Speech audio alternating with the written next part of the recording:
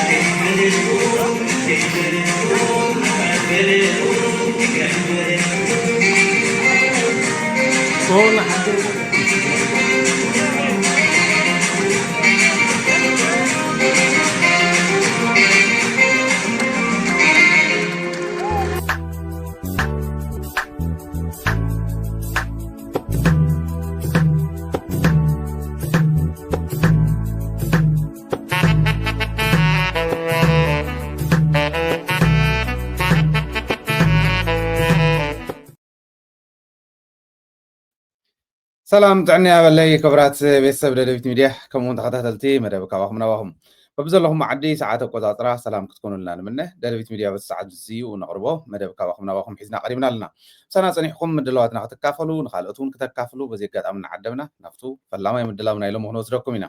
ኣብ ርእሲ ትርእይዎ ከም ዘለኹም ዋና ርእስና ናይ ሎሚ ነንባዕሎም ክባልዑም ጅማሮም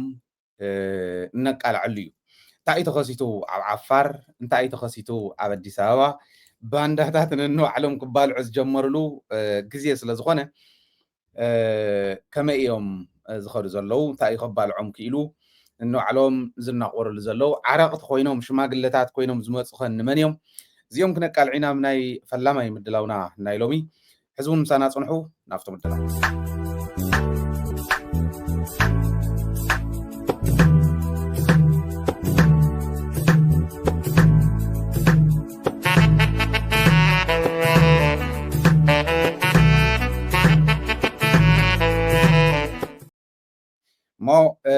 ከም ትቅድም ኢለ ዝበልክዎ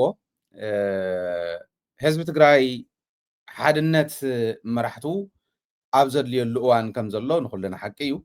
ደገን ውሽጥን ዘሎ ትግራዋይ ዝፈልጦ ሓቂ ማለት እዩ ኣብ ውሽጢ ዘለው መራሕቲ ናይ ሰራዊት ይኹን ናይ ፖለቲካ ናይ ካልኦት ውዳበታት እዚኦም ናብ ሓደ መፅኦም ዋና ዕላምኦም ረብሓ ህዝቢ ትግራይ ምርግጋፅ ሕቶ ህዝቢ ትግራይ ምምላስ ፀላእቲ ህዝቢ ትግራይ መሊኦም ከጥፍእዎ ክመፁ ከለው ነዚዩ ንኸይሳኻዕ ብደንቢ ሓድነት ተፅኒዑ ምቅላስ ይኾን ነይርዎ ናይቱ ኣመራርሓ እየ ዝብል ግን አንፎርቹኔትሊ ዝተወሰኑ ካብቱ ብዙሕ መሪሕነት ዝተወሰኑ ኣዲስ ኣበባ ከይድና እግሪ ኣብይ ኣሕመድ እንዳልሓስና ንህዝቢ ትግራይ እንተዘይወዳእናዮ ንህዝቢ ትግራይ ፀላእቲ ከም ድላዮም እንተዘይገበርዎ ኢሎም ብህልኽ ዝሰርሑ ዘለው እውን ከም ዘለው እንርድኦ ሓቂ እዩ ማለት ስለዚ እዚ እውን መሰረት ጌርና ኢና ክንከዶ እቲ ጉዳይ አንፎርቹኔት እዩ ግን እታ ክገብሩ እዮም ከይዶም ንኣዲስ ኣበባ ዝብል እናገለፅናዮ ስለ ዝመፃና ካብ ረብሓ ህዝቢ ትግራይ ብደንቢ ርሒቆም ንጅብኦም ንኸሽዖም ዝሓስቡ ግለሰባት ስለ ዝኾኑ ምስ ፀላእቲ ኮይና ክንሰርሕ ኢና ኢሎም ከይዶም ንሱ መሰሎም ይምኻድ ግን ኣብኡ ኮይንካ ህዝቢ ትግራይ ምፍራስ ትግራይ ናብ ፈተና ንክትኣቱ ምግባር ግን ኣይከኣልን እዚ ንሕና ንቃለሰሉ ዘለና ጉዳይ ስለ ዝኾነ ኣይትኽእሉን ኢና ንብሎም ዘለና እቶም ዝኸዱ ግን ገሊኦም ፓርቲ መስሪቶም ገሊኦም ከዓ ኣብ ሰራዊት ምፍራስ ተፀሚዶም ሰራዊት ትግራይ እንዳፍረሱ ናብ ዓፋር ክወስዱ እዩ ነይሩ እቲ ሓሳብ ኣይተሳኽዐሎምን ተወሰነ ሰብ ኣየታለሉን ማለት ኣይኮነን ተወሰነ መንእሰይ የታለሉን ማለት ኣይኮነን ግን ኣይተሳኽዐሎምን ከምቱ ዝበሃል ኣይኮነን ብስሩ እውን እኮ ወላ ሓደ ሰብ ይኹን ንምንታይ ከም ኢሉ ፀረ ህዝቢ ትግራይ ተሰለፈ ኢቱ ክንሓትት ዝገብረና ከምዚ ክንሰርሕ ዝገብረና ዘሎ እምበር ተመዋዓ ዘለው እኮ ብሕፍኒ ዝግመቱ እዮም ስለዚ እዚኣቶም ከይዶም ግን ገና እንተይኮና ተኮና ከም ዝበሃል ገና እንተይተመዓራረዩ ናብ ምብላዕ እዮም ኣትዮም ንምንታይ እቲ ትማሊ ንሰርሐሉ ዝነበርና ከባቢያውነት ዝሰብኩ እዮም ነይሮም እቶም ፖለቲከኛታት እውን ኣብ ወታደራዊ ምንቅስቃስ ኣለና ዝብሉ እውን ከባቢያውነት ዝሰብኩ ስለ ዝኾኑ ብከባቢ እዮም ተባሊዖም ሓቂ ክፍለጥ ስለ ዘለዎ ብከባቢ ኣብ ዓፋር ዘለው ቆልዑ ብከባቢ ተባሊዑ ብከባቢ ተባኢሶም ሓያል ናይ ከባቢያውነት ምንቅስቃስ ስለ ዘሎ እቲ ጉዳይ ረዳኢ ሓለፎም እውን ትማሊ ግልፂ ገይርዎ እዩ ህዝቢ ትግራይ ብቀያሕን ብፀላምን ፃዕዳን ብላክ ኤንድ ዋይት ከም ዝበሃል ብላክ ኤንድ ዋይት ትርጉማ ናይ ረዳኢ ቃለ መሕተት ህዝቢ ትግራይ ዘይደልዮ ኣብ ታሪኹ እውን ዘይነበረ ንትግራይ ኣብ ክልተ ክንከፍላ ኢና ኢሎም ኣብ ክልተ ክመቕሉ ንትግራይ እዩ እቲ ናይ ረዳእ ንሱ እዩ ዝብል እከለን ዝበሃላ ዞባታት ሩባ እውን መሰረት ጌርካ ካብዚ ሩባ እዚ ነዜ ካብዚ ወረዳ እዚ ነዜ ከምዚ ዝበሃል ምስ ብልፅግና ክንሰርሕ ኢና ካብኡ ንየ ዘለው ክልቲኡ ትግራይ ኣብ ክልተ ሰንጢቕካ ልክዕ ምኒልክ ዝገበሮ ኣብይ ኣሕመድ እውን ብናይ ባዕልና ባንዳታት ንክሰርሖ ይኸደሎ ንረዳኢ ባዕሎም ሕወሓት እውን ክምልስሉ ክንገብር ኢና ግን ናይ ሕወሓት ጉዳይ ኣይኮነን ኣነ እውን ክምልሰሉ እየ ናይ ትግራይ ጉዳይ ዘበለ ኩሉ ክንምልሰሉ እዩ ዝግባእ ክንምልሰሉ ኢና መሊስናሉ እውን ኢና ምስ ዝተወሰኑ ሰባት ክንቅፅል ከዓ ኢና ናይ ረዳእ ጥራሕ ኣይኮነን ናይቶም ካልኦት እውን እንዳቃልዕና ክንከዲና ህዝቢ ትግራይ ልቢ ክብል ክኽእል ኣሎ ትግራይ ኣብ ክልተ እዮም ክመቕልዋ ይብል ኣለኹ ኣብ ክልተ ክመቕልዋ ይኸዱ ኣለዉ ኣብዚ ኣብ ደደቢት ተባሃለት ኣብ መሬት ዘይኮነት የላን ሕና ፍሉይ መረዳእታ ስለ ዘለና ወይ ፍሉይ ካብ ሰማያት ተገለፀልና ነገር ስለ ዘሎ ኣይኮነን እቲ ነገር ግልፂ ስለ ዝኾነ ኩላ ቅልዕቲ እያ ሕዚ ጌታቸው ረዳ ዝበሃል ጻድቃን ዝበሃል ከምዚ ዝበሃል ህዝቢ ትግራይ ናብ ፈተና ንኽእትዉ ምስ ብልፅግና ይኸዱ ኣለዉ ፈተኹም ፀላእኹም ዞም ሰባት እዚኦም ብልፅግና እዮም ኢለኩም ቃል ብቃል እየ ኢለያ ኣብዛ ሚድያ እዚኣ ብልፅግና ኮይንና ኢሎም ከይዶም እኒኦም ከም ዝሕሙስ ዝነበሩ ብምሎም ከም ዘቃላዕናዮም ዘይከዱ የለውን ታዝበልናያ ዘይኮነት የላን ሕጂ ከዓ ትግራይ ወርዒ መለሽ ኢሎም ኦኬ እንደርታ ደቡብ ምብራቅ ጠቅላላ መቐለን ዞባ መቐለ ደቡብ ምብራቅ ደቡብ እዚ ሒዝካ ተንቤን እውን ወሲኽካ ቱ ምኡዝ ዝበሃል ሓደ ዝንጉራሪዕ ዝዛረቦ ዝነበረ እዚ ሓደ ትግራይ ዝተረፈ ትግራይ ካልእ ትግራይ ምዕራብ ትግራይ ዘይብሉ ዝተረፈ ማለት ምዕራብ ትግራይ ናብ ኣምሓራ ገይሮም ጸለምትን ማይ ጸብርን እውን ዘይብላ ምዕራብ ትግራይ እውን ዘይብላ ካብ ተንቤን ንንየ ሓደ ትግራይ ንነዘኻ ሓደ ትግራይ ገይሮም ኣብ ክልተ መቂሎም ድሕሪኡ መቂሎም እውን ስኸይብሉ ነንባዕልና ክባልዑና ህዝቢ ትግራይ ልብ በል እም ቆልዑ እዚኦም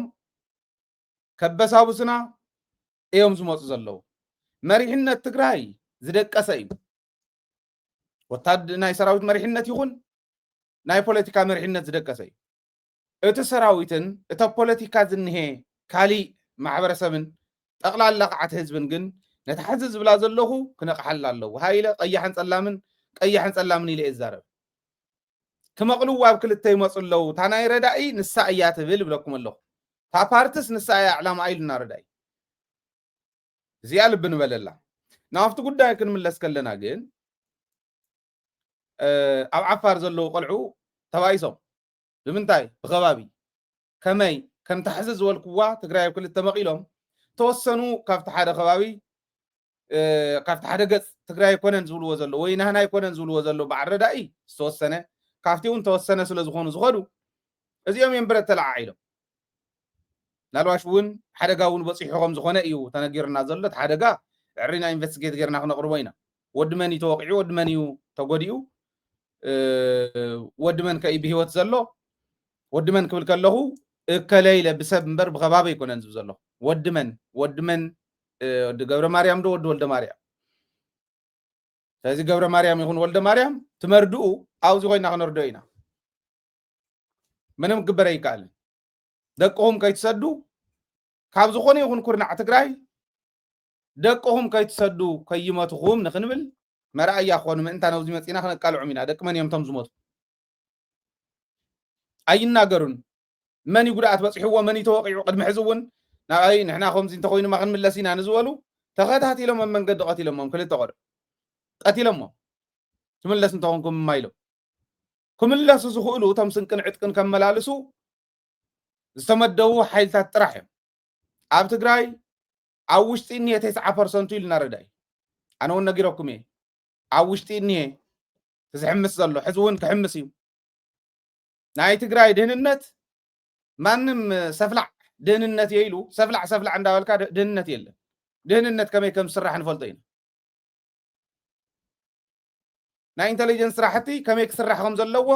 ናይ ዓለም ማለት ኣንቢብካ እትረኽቦ ጥራሕ እኳ ምትግባር እንተዝከኣለ ብትግራይ እቲ ህዝቢ ባዕሉ ፖለቲከኛን ናይ ኢንተሊጀንስን ስለ ዝኾነ ኩሉ ዝርድኦ ህዝቢ ስለ ዝኾነ ህዝቢ ዝሕልዋ ነይሩ ዓዲ ማንም ጎታት ግን ከምኡ እየ ኢሉ ጎታታት እንዳበለ ዓዲ ከብልዕ ኣንታ ጊደፉ እንደው እዮም እኒአው ንእከለ ከምዚ ኢሎም ዝኣተው ከምዚ ኢሎም እዮም ንእከለ ንኽኣቱ ዝተገበረን ኢንተሊጀንስ እዩ ንመረዳእታ ምእካብ ክምችወሎም እዩ ግደፉ ኢልና ነጊርናኩም ሃይለ ናይ ግለሰባት ሹመል ዒለ ክበኣስ ናይ ግለሰባት ሹመል ዒለ ንባዕለይ ፀገም ከምፅእ ድልየት ስለ ዘለና ኣይኮነን ተዓዲ ተብልዕዋ ኣለኹም ሰራዊት እውን ሞዘዝ እንታይ ክገብሩ እዮም ፅበይዎም ዘለዉ ወሰን ዓፋር ይስልጥኑ ኣለዉ ክንብል ከለና ሽዑ ዘይእርምዎ ኣብ ዓፋር ኣትዮም ይስልጥኑ ኣለዉ ክንብል ከለና ምስ ዓፋር ዲል ገይሮም ዘይእርምዎ እምብለይ እንተተባሂሉ ኦፕሬሽን ዘይስራሕ ክልተ ፍረ ቆልዑ ኣትዮም ከምዚ ዓይነት ፖለቲካ መስርሒ ግዜና እውን መወድእ ቃልስና ከይንውድኦ ከምዚ ይገብሩ ኣለዉ ከም ቆልዑ ግን ከይዶም ነንባዕሎም እዮም ተታኺሶም እዚ ፀገም ክፈትሕዎ ኢሎም ኣብኡ ዘለዉ ምስ ኣበዮም ወደን ጥሩ ስለ ዝኾነ ዝሕምሳ ዘሎ ምናልባሽ እንታይ ዓይነት ታሪክ ከም ዝፀሓፈሉ ሰብ ዘይፈልጥን ንሱ ስለ ዝኾነ ዝሕምሳ ዘሎ ንሱ እውን ከኣሊ ኣይከኣለን ንወደ ሸብር እዮም ነጊሮም ወደ ሸብር ከይዱ ኣሎ ወደ ሸብር ወደን ጥሩ ካልኦት እውን ዘለውዎ ኣብ መጋል ኣለዉ ኢለ ሓቢረኩም ሰበር ኢልና ኢና እንደም ኣቲና ተመሊስኩም ረኣይዎ ኣብ ቻናልና ከይዱ ንሱ እውን ኣይከኣላን ካብ ዝገርመኩም ነንባዕሎም ተባኢሶምስ ካብ ትግራይ ጎቲቶም ዝወሰድዎም ዘታለልዎም ምዕራቅ ኣብይዎምስ በዓል ወደ ሸብር መፅኦም ክሽምግሉ ምዕራቅ ኣብይዎምስ ናይ ኢትዮጵያ መከላከያ መፅኡ ክሽምግሎም ገይሮም ተረፍ መረፍ ህፅቃጥላ ተረፍ መረፍ ዘን ሬንጀር ክዳን ተቅድሚ ሕዚ ዝነበሮ ናይ መከላከያ ዘይመለስዎ ማለት እዩ ባይዞ ወታደር ሓወይ ኮነን ዘቃፅሎ ይምልሶ እዩ ዝመለስዎ ሓፃፂዎም ሂቦሞም ስለዝገበሩሎም ንሶም ክዓርቅዎም ናብ ብርሃኑ ጁላይ ሪፖርት ገይሩ ወታ ሓደ ገጽ ተባኢሶም እውን ክዕረቑ ዘይኽእሉ ዓራቕ ዘይብሎም ነንባዕሎም ክደማመፅ ዘይኽእሉ ሰባት ምዃኖም ቶም ዝወሰድዎም እውን ቶም ዘሰይጠንዎም እውን ፀውዕዎም ናብ ኣጋንንቲ ዝቐየርዎም ፀረ ዓዶም ክስለፉ ዝገበርዎም ክእርምዎም ዘይኽእሉ ምዃኖም ካብኡ ሓሊፉ ኣረምትና ግን ቶም ጨፍጨፍትና ባዕሎም ምዃኖም ትዝሕዝን ዋላ ሸፍቱ እንዶ ሸፊትካስ እንተነኣሰ ትግራዋይ ሽፍታ ምዃን ኮይ ሓይሽ ካብዚኣቶም ብልፅግና ዘሽፈቶም እዮም ብልፅግና መፂኡ ዓርቆም ገይሮም ማለት ስለዚ በቲ ሓደ ገጽ ከመይ ዝበለ ዕብዳኒ እኒሄ ቶም ሰራዊት ትግራይ ሲ ከመይ ይንዕቕዎም ይኾኑ ምስኦም ዝነበሩ ውነኡ ስለ ዘሎ ሓደ ቆዛሙ ነይሩ ለየ ናለ ክራር ዝወቅዕ ማለት እንዳተታኸሰ ዝወቅዕ ቆልዓ ኣሎ ንሱ እውን ለካስ ወፂኡ ኣብኣ ኮይኑ ክራር ይወቅዕ ነይሩ ተረፍ ሬንጀር ናይ ኢትዮጵያ ተኸዲኑ ይገርም እዩ በቃ ከምዚ ዝበለ ጉዳጉድ የለን ዓድኻ ክሒድካ ምኻድ እዚኡ ናቲ ሓደ ንሪኦ ነዚኦም ክእረሙ ዝግብኦም ብጋኑ እንዳሃለዉ ሕጂ እውን ክእረሙ ይግብኦም እንተተኻኢሉ ምስ ዓፋር መንግስቲ ተዘራሪብኩም ናይ ዓፋር ፀጥታ ሓይሊ ተዘራሪብኩም መውፅዎም ካብ ዓፋር ተደልዮም ይጥፍኡ ናብ ካልዮም ንትግራይ መሊስካ ምትኳስ ዝበሃል የለን ልቢ እንተሃልይዎም ገዞም ይመለሱ ይቅርታ ኢሎም እንተዘይኮይኑ ግን ሓደ ነገር ይገበሩ እንተዘይኮይኑ ግን ኣብኣ ተኸይዳ እውን ኦፕሬሽን ክትስራሕ ኣለዋ ባህል እዩ መከላከያ ናይ ኢትዮጵያ እንዲ ዘሎ ፕሪቶሪያ ፍሪስዎ ኣሎ ማለት እዩ ካልኣይ ንስ እዩ ፕሪቶሪያ ፍሪስዎ ኣሎ ማለት እዩ ፀረ ትግራይ ዝኾነ ሓይሊ ከሰልጥን ተጀሚሩ ኣፍሪሰየ ኣለኹ ዝብል ደብዳቤ ይልእኸልኩምን ምፍራስ ማለት ከምዚ እዩ ምፍራስ ማለት ምዕራብ ዘይምምላስ ማለት እዩ ምፍራስ ማለት ሰሜን ምዕራብ ዘይምምላስ ማለት እዩ ምፍራስ ማለት ደቡብ ትግራይ ብኮማንድ ፖስት ዶ ብግዛዕ ዶ መሓድር ኣለኹ ኢልካ ደቡብ ትግራይ መሬት ዓደማትካ መሓዝ ማለት እዩ ምፍራስ ማለት ፀረ ትግራይ ዝኾኑ ከምዚኦም ዝበሉ ቆልዑ እናታለልካ ትግራይ ምብስባስ ማለት እዩ እንታይ ኢኹም ትፅበዩ ኣብኣ እውን ከይድካ ዝኾነ ነገር ክትስራሕ ኣለዋ ባህሊ እያ ፅባሕ ንግሆ ክልተ ፍረ ንሳቶምን ናይ ኢትዮጵያ መከላከያ ወሲኹ ካብ ኦሮምያ ካብ ግዛዕ ወሳሲኹ ተጋሩ ነንባዕሎም ተዋጊኦም ክብለና እዩ ናብ በራጊድ ክቕይሮም እዩ ሓደ ሓሙሽተ ዝኾኑ ተጋሩ እትዩ ተጋሩ እዮም በዓቶም ባዕሎም መራሕቲ ገይሩ ተጋሩ እዮም ባዕሎም ክብሎም ናብኡ ተቐይሮም ኣለዉ ክብለና እዩ መፂኡ ግን ክወግአና እዩ ብርግፀኝነት እዚኣ ክገብራ እዚኣ እንተይገበረ ተፍሽልዋ ፅቡቕ እዚኣ ንክገብራ ትፅበይዋ ከዓ ዋጋ ትኸፍልዋ ንስኹም ኢኹም ነውሪ እዩ ከምኡ ትግበሩ መንእሰይ ትግራይ እንደገና ምስ ሓቱ ክዋጋእ እሞ ብናታትኩም ስንፍና ብናይ ሰራዊት ውሳነ ስንፍና ምክንያት ኢትዮጵያ ተላጊፃትልናስ ካፍቲን ኣኪባ ዘምፃቶም ዓሰስ ገሰስ ንዖም ክዋጋእ ሞይሱ ካሊእ ዋጋ ክኸፍል ነውሪ ኢኹም ትገብሩ ዘለኹም ትክክል ኣይኮነን ዝኾነ ነገር ግበር ክኽእል ኣለዎ ባህል እያ ናይ ዓፋር ዓበይቲ ዓዲ ኣነ ዛሪበዮም ነይረ ነጊረኩም እየ ንትግራይ ትወግዕ ዕሾኽ ኣብ ዓፋር ክትፈሪ ክትበቁል ኣይንደልን ክንጥይቕ ኢና ናይ ዓፋር ህዝቢ ኢሎም ናይ ዓፋር መንግስቲ ኢሎም እዚኣ ዝከታተላ መንግስቲ ይኾን ዘሎ ሃይለ መንግስቲ ኣይኮንኩን ሓቲትና እዮም ንሱ ምዃኑ ተሓሳቦም ፈሊጥና ኣለና ኣክቲቪስታት ናይ ዓፋር ይረኽቡና ኣለዉ ኣቶም ሰብ ዓድና ከውድእዋ እዮም ውፁ እንደወልሉና ነቶም ምናትኩም ኢሎም ንሕና ዳ እሞ ከዲዖምና እንዶ ከይዶም ዓዶም ክወግኡ እንዲዮም ከይዶም በልዎ መኡ ኾንኩም እምበር ከምዚ ኢለ እዮም ሰርሑ እዮም ክመፁ እዮም ብዓፋርኛ እውን ኣብ ደደቢት ሚድያ ክስራሕ እዩ ህዝቦም ከንቁሕ እዮም ሰዓት ሂብና እዮም ይዳለዉ ኣለዉ ክመፁ እዮም ብዓፋርኛ ህዝቦም ከንቁሕ እዮም እታ ክንገብራ ንኽእል እዚኣ ከም ሚድያ ክሰርሓ ዝኽእል ኣነ ንዕኦም ነፃ ናይ ኣየር ሰዓት ሂበ ምስራሕ እያ ዓፋር ዓውደ ኩናት ክገብርዋ እዮም ኣብኡ ዝኒሄ ትግራዋይ ዋላ ሕፍኒ ይኹኑ ንዕኦም ንምምላስ ንዕኦም ኣደብ ንምትሓዝ ዝኾነ ነገር ግበር እዩ ኣብ መሬት ዓፋር ኤርትራ እውን ሓደጋ እዮም ኢሉ እንተቆፂርዎም ዝኾነ ነገር ገብር እዩ ኣብ መሬት ዓፋር ኢትዮጵያ እውን ኣሰልጢኑ ካልኦትቶም ሓደሽቲ ዘሰልጥኖም ዘሎ ናብኦም ሓዊሱ ተጋሪኦም ኢሉ ክእቱ ክምኩር እዩ ንሶም እውን ክውቅዑ እዮም ኣበይ ኣብ መሬት ዓፋር እያ ክትውቃዕ ዓፋር እያ ዋጋ ክትከፍል ኣነ ኢዶን ከመይ ዝበለ ርእሲ ዘለዎም እዮም ዝመርሕዋ ዝዓዲ ኣይፈልጥን ቶም ወለዲ ግን ድልዋት ስለ ዝኾኑ ሓደጋ ከይበፅሐ ነቲ ዓዲ ክሕልው መሪሕነት ትግራይ እዚ ክገብር ክኽእል ኣለዎ ዝብል እምነት ኣለኒ زيد حدا ملختي بوانا نتجن تقدم زولكو ننو علم يوم تفلالي كعرقو مكيرم جن أو يومهم نايدي بيعيرهم كعرقو مكيرم تعالي يكونن أو يوم يوم تمليسهم بعلو دشبرون نغلط نجار يوم مصيوم لكم يفتح سبر زين أنا تمليسكم رأيوا جنرالات نايت جراينا بهالتي أخدي عم زخرو أب حيل قحدات زلوا أب حيل قحدات اندحرات زلوا جنرالات كوم زيلهم عفرات يوم تقول سبر زين الله رأي وايو تري لما مصيوم كلتا أجندة حيزم مصيوم حدث عرقو كلايك عنا بإرتراغ زمتين أو كوك قربا ويلي هونكم داهم زدبازو تدالو أنافتو زمتنا بإرتراغ تباهيلو إيو تغيرو سلازي إرتراغون حدقا إلى أخذ قصرا من عام تا أخذ قبر نغط سالغن رئيل عفار جن واقعه فلو وايوم تخطون كقول لكم هزب عفار بدن بي زيو بوحل النار يقصب بلو أزل نجر سراري قنت زيو سيو بقولكم كتوصيهم كالي حدا قايز موصاكم زول زبل امنة لن نايب على ودن طرو زقرمي قدمي لكم تستاويسكم جيتاچو كابا خدين ونير نودن طرو تابل على النها زخون قلعو مساكين اي تايو منالوا شاب كم زوب صديات ولدت مراخ الواي قلعه عدم كديعم كيدوم سيا انتاي خغورو كنرينا تسرحو عدغا كديعا سرح انتالي ازاتري وازلهم جن كابا زخدنو جيتاچو منم تامر سلا سرح يكون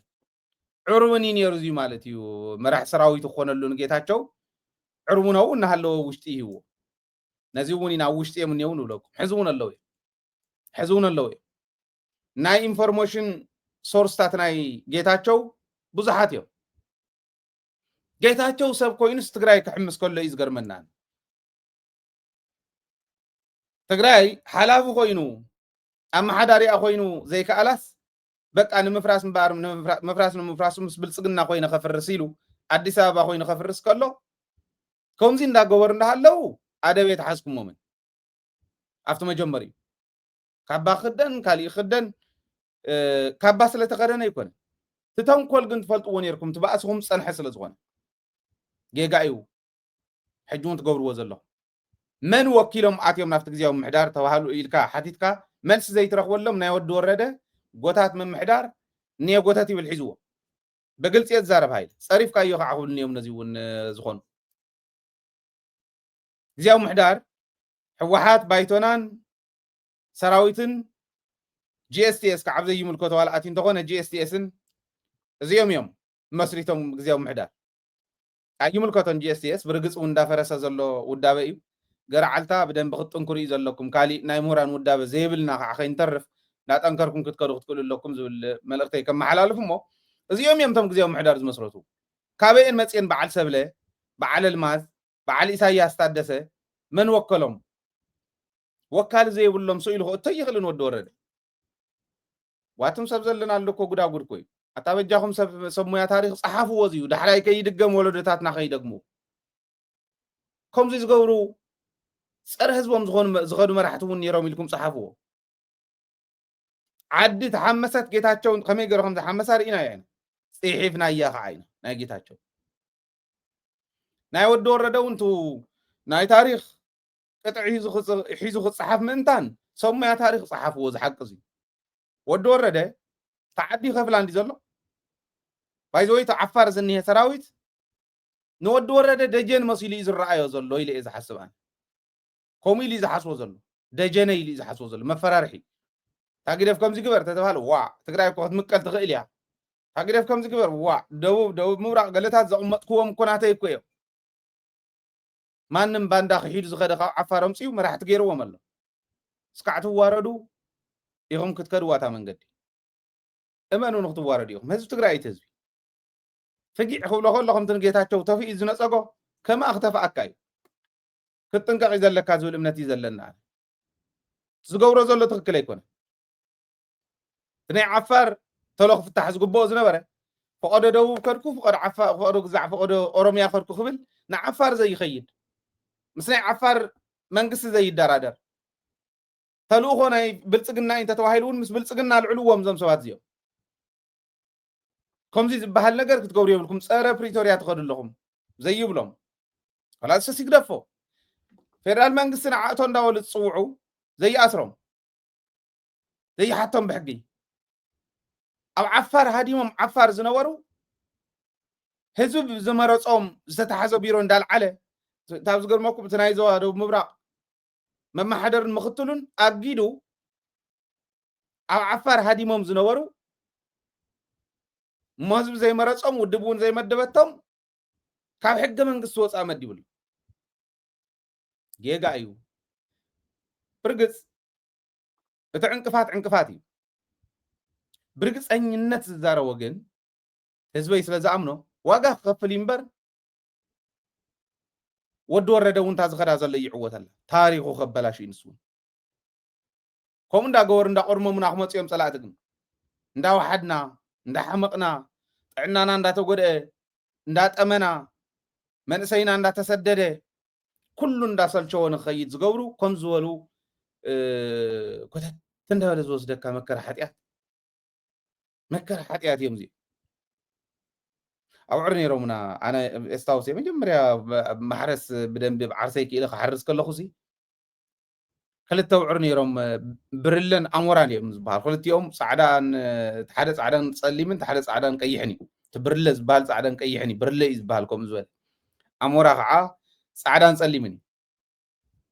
እቲ ብርለ ዝበሃል ቅልጡፍ እዩ ብጣዕሚ ፈጣን እዩ እቲ ግን ጎተት እንዳበለ እዩ ዝኸድ ኣሞራ ክትወዖ ኢልካ ሽሞል ከምዚ ተገይርካሉ ጥልዕ ኢሉ እዩ ዘሕልፋ ኣኸለ በቃ እዚኣታ ናይ ወዲ ወረደ ካይዳ ኢለ እየ ዘቕምጣ ከምዚ ዝበለ ጉድ ዋኣቶም ሰብ ኮይንካ ክትሓስቦ ከለካ እኮ እዩ ዝገርመካ ናይ ትግራይ ነገር ይሓስቡ ዶ ንእሽትላን ፅባሕ ንጎስ ታሪኸይ ትፅሓፍስ ከምዚ ዝበለት እያ ተባሂሉ ኢሉ ዝሓስብ እንድሕር ኮይኑስ እንታይ ክረክብ እዩ ከምኡ ገይሩ ጎተት ዘብሎ እንዶ ንገሩ ሓደ ሰብ ክንደይ ዲ ዝነብር ካብ መፅሓፍ ቅዱስ ዘላ ተፃሓፈት ናይ ሰብ ዕድመ እኮ ኣትዮማ እኮ እዮም ገሊኦም ሓሊፎም እዮም ሰብ ክነብር ዝኽእል 70 ዓመት እዩ ነውሕ እንተተባሂሉ 80 ዓመት እዩ ካብኡ እንዳሓር ዘሎ ግን ትርፉ መከራ እዩ እዩ تعال ما أديكم معكم صبغ لي قاس قريفكم زي تخد ኣብ ትግራይስ ክንድቱ ዘለና ሰራዊት ሒዝና እሞ መላእ ህዝቢ ትግራይ ሰራዊት ዝኾነ ህዝቢ ሒዝካ እስኪ ዝየሪኢኹም ሰላም ዶ መፀገመና ሰብ ከም ተሳእነስ ንትግራይ ከዲዖም ዓፋር በፂሖም ኣፈሙ ዘልዒልና ንትግራይ ክንወጊእና ዝበሉ መፅኦም ይምርሕዋ ደ ይበሃል ሰብ ከም ተሳእነስ በዓል ሰብለ በዓል ኣልማዝ ዶ ቢሮ ሓለፍቲ ይኹና ይበሃል እዚኦም ዝገብሩ ዘሎ በዓል ወዲ ወረደ ኩልና ዝከኣለና ንገብር ከም እንህሉ ኣይጠራጠርን ታ መፅሓፍ መዓልታው ዘለዋ ብኤቪደንስ ብመርትዖ ዝተደገፈ ታሪክ ንወለዶ ክነፅንሓሎም ኢና ሕና እውን ክንቃለሰኩም ኢና ህዝቢ ትግራይ ግን እዚ ክቃለሶ ኣለዎ ዓብይ ሓደጋ እዩ ዋጋ እናኸፈልና ዓለም እንዳ በረረት ንቅድሚት ትኸይድ ንሕና እንድሕሪት ከም ሽንቲ ግመል ንምለስ ድሕሪኡ ይትረፍደን ድሕሪት እናተመለስካ ኣብ ዘለኻዮ ኮይንካ እውን ዓለም ብማይክሮ ሰከንድ ሓሊፋትካ እንዳኸደት ክንደይ ናይ ዝኣክል ጥልቀት እንዳጠለቕና ንውሽጢ እንዳሰመጥና ንኽድ ከም ዘለና ክርዳእኩም ኣለዎ ንከለይትን ካዮ ንከለይቱ ቆሶ ከምዚ ባዶ ሽሙ ግለሰበይ ተልዕል ታይደእትኒ ወደረፋይ ነዳ ክገርፎ ክልኩ ገዲፍካ ዚ ኮጠጠው ምባል ከም ሃገርካ ተፀጊዕካ ሽለኽካ ምርኣይ ኮ ይከኣል እዩ ህዝቢ ክወፅ ኣለዎ ክሳገር ኣለዎ ነየናይ ዕድመት ኣሽሊኹና ርኢና ክንሓልፍ ንሱ ኮይ ዘቃለሰና ዘሎ ስለዚ ኩልና ንቃለሶ እዚ ነውሪ ይስራሕ ዘሎ ሰራዊት ሒዝካ ክንዲ ግዛዕ ትኾን ናይ 50 ዓመት ውድብ ሒዝካ ሳውን ዝደቀሰት መራሕቲ ሰራዊት እውን ዝደቀሱ ኣባላታ በል ይብሉ ሰራዊት እውን በል ይብል መራሕቲ ናይ ክልቲኦም ግን እዕርዮም ዘዒሙ በቃ ኣብ ፅቡቅ ኣየር ኮንዲሽን ክኾን ከሎ ፀገበ ብዕራይ ክድቅስ ከሎ ሓደ ግዜ ብደንብ ገይሮም ርእሶም ናብ መሬት ኣውዲቖም እዮም ዝድቅሱ ለጥ ይብሉ በቃ ከምኡ ዝበለ መሪሕነት እዩ እዚ ክንቃለሶ ተዘይክኢልና ፀገም እዩ ሓደጋ እዩ ዝመፅእ ዘሎ ዝብል እምነት እዩ ዘለና ኣነ ቀዲሞም ሰርሕሉ ዝነበሩ ስለ ዝኾነቶም ፀላእቲ ብዙሕ ማለት ብዙሕ ኣይተጋነንክዎ እንት ናይ በዓል ወዲ ሸብር ናይ በዓል ወደንጥሩ ግብረእከ ወዲ ሸብር ወይ ወደንጥሩ ንዓፋር ዝኸይድስ ኣብ ዓፋር ተታሒዘን ዘለዋ መኻይን زتريو وزلهم نزيو كفتحو يكون ازي سردو اي عب سردو ناب تقراي زخيد شقط عشقط يتتحيزني رديئتون كومي انت تحيزني رن شقط عشقط ناب تقراي زعتون كومي تتحيزني انت يوم زولو شقط عشقط حيزنا يزل ناس ناب تقراي كون ناب تقراي مساعتو ناب إرترا سلا زخديو زبل ريزنينج يهو نا إثيوبيا مرحتي ريز قرمي إرتراس ودا بل واحد كنزع زغون ودا بل وانو على خلتيا تقبر يا بعفار جراتو نو على خلتيا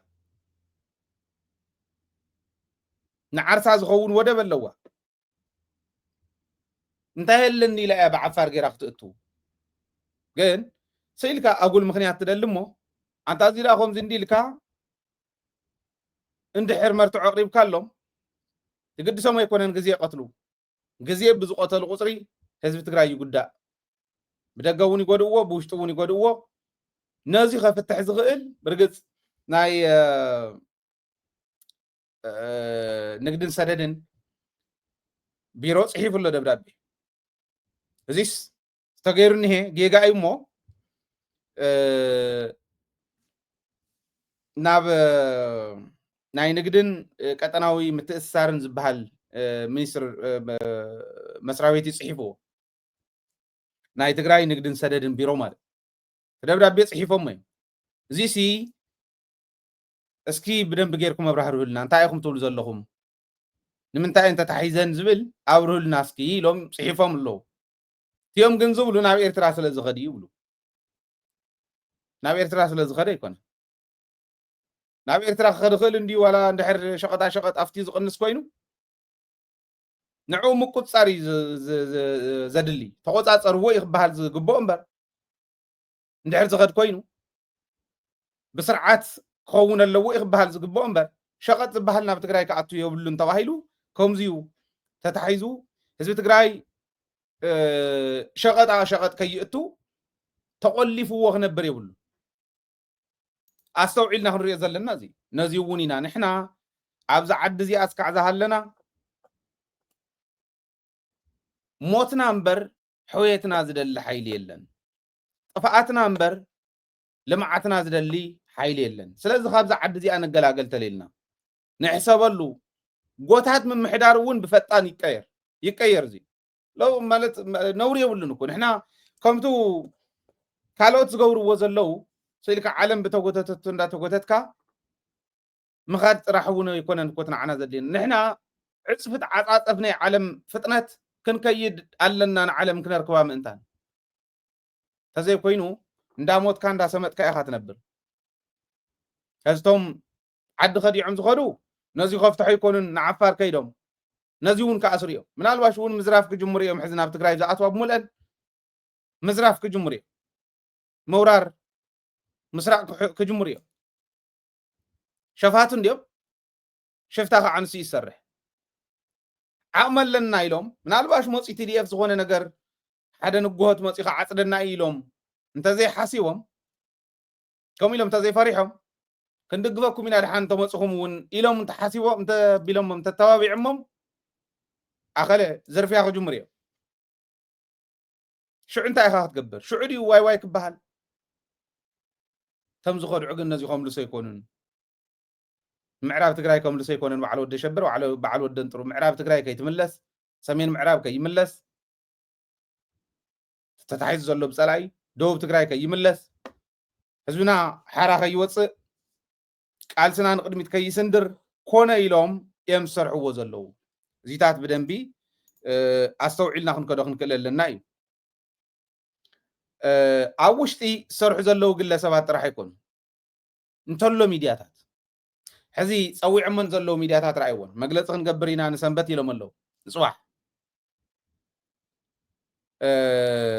مغلص كنغبرينا خبلو خلو صويع من زنيو ناي تግራይ ميدياتات تግራይ تلفزيون دمص ويانن لازا تግርኛን TBS ዝبحالن نعنا زي صوعنا يكون نحنا كنكدلمو نخلن ناديس ابا ምክንያቱ አዲስ አበባ ስለዚህ ይፈተት ሚዲያና ኮሚሎም ይኮን ግን ገዲፈውና ዋላ ተወካል ገርና መሰደድና አለው نعنا ስለዚህ صوعنا ግን ይኮነን ኮም ዝብዘሎ መንየን ዚኤን ህዝቢ ስለ ዝፈልጠን እንታይ ይብል ከም ዘለኹ ይርድእ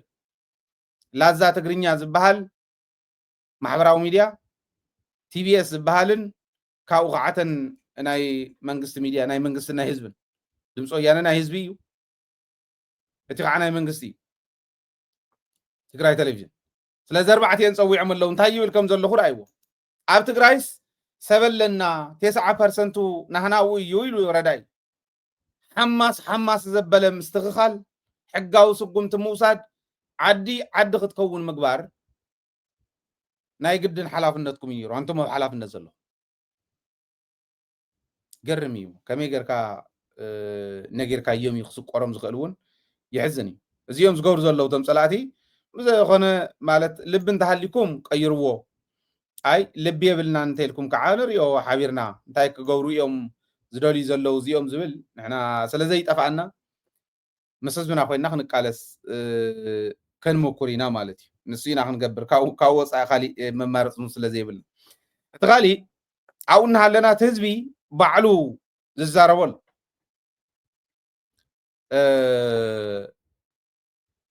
ናይ በዓል ወደን ጥሩ ካብቲ ሰራዊት እውን ዝረኸብዎ ማለት እዩ ወደን ጥሩ ከምዚ ዓይነት ተግባር ኣብ ዓፋር ክዋፈር ከሎ ወደን ጥሩ ዝደልዮ ሓደ ነገር ኣሎ ንስኻ ዘይፈለጥካዮ ኢሎም ወደን ጥሩ በቃ በዓል ስልጣን ተባሂሉ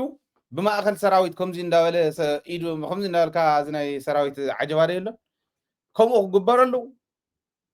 ከም ወደን ጥሩ ዝኽፈት ሰብ የለን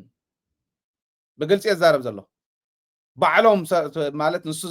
እዞም ዝነበረ እውን ምስ ዝሰርሑ ዝነበሩ እውን ዝነገሩኒ የዛረብ ዘሎ ንሱ እዩ ዝፈቱ በቃ ልዕል በዓል ስልጣን ክበሃል ጣዕሚ እዩ ዝፈቱ ብሉኒ ካሓተ ቃለ መሕተት ገብረሉ እዩ ካሓተ ግን ታዝበሉ ዋርየ እያ ኣብ ዓፋር ወደን ጥሩ ማእኸል ፃዕዳ ሽሙ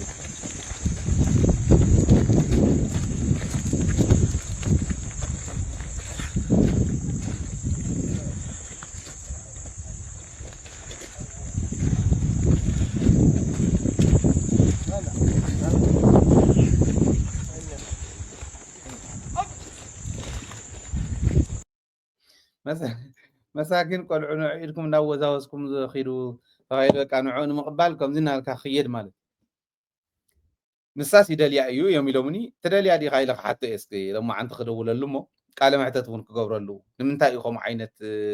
مريض أزول نعرف قادنيا غينو قال ما حتت جبر له دليتي كن خنرينا تزوله مالتي الذي أزين دي نهي بوانا نتجن اتهزو عزولو زي بركي الناس إمناين أين جنيا ودو حواحد تفريسة فلاي دك أنستيو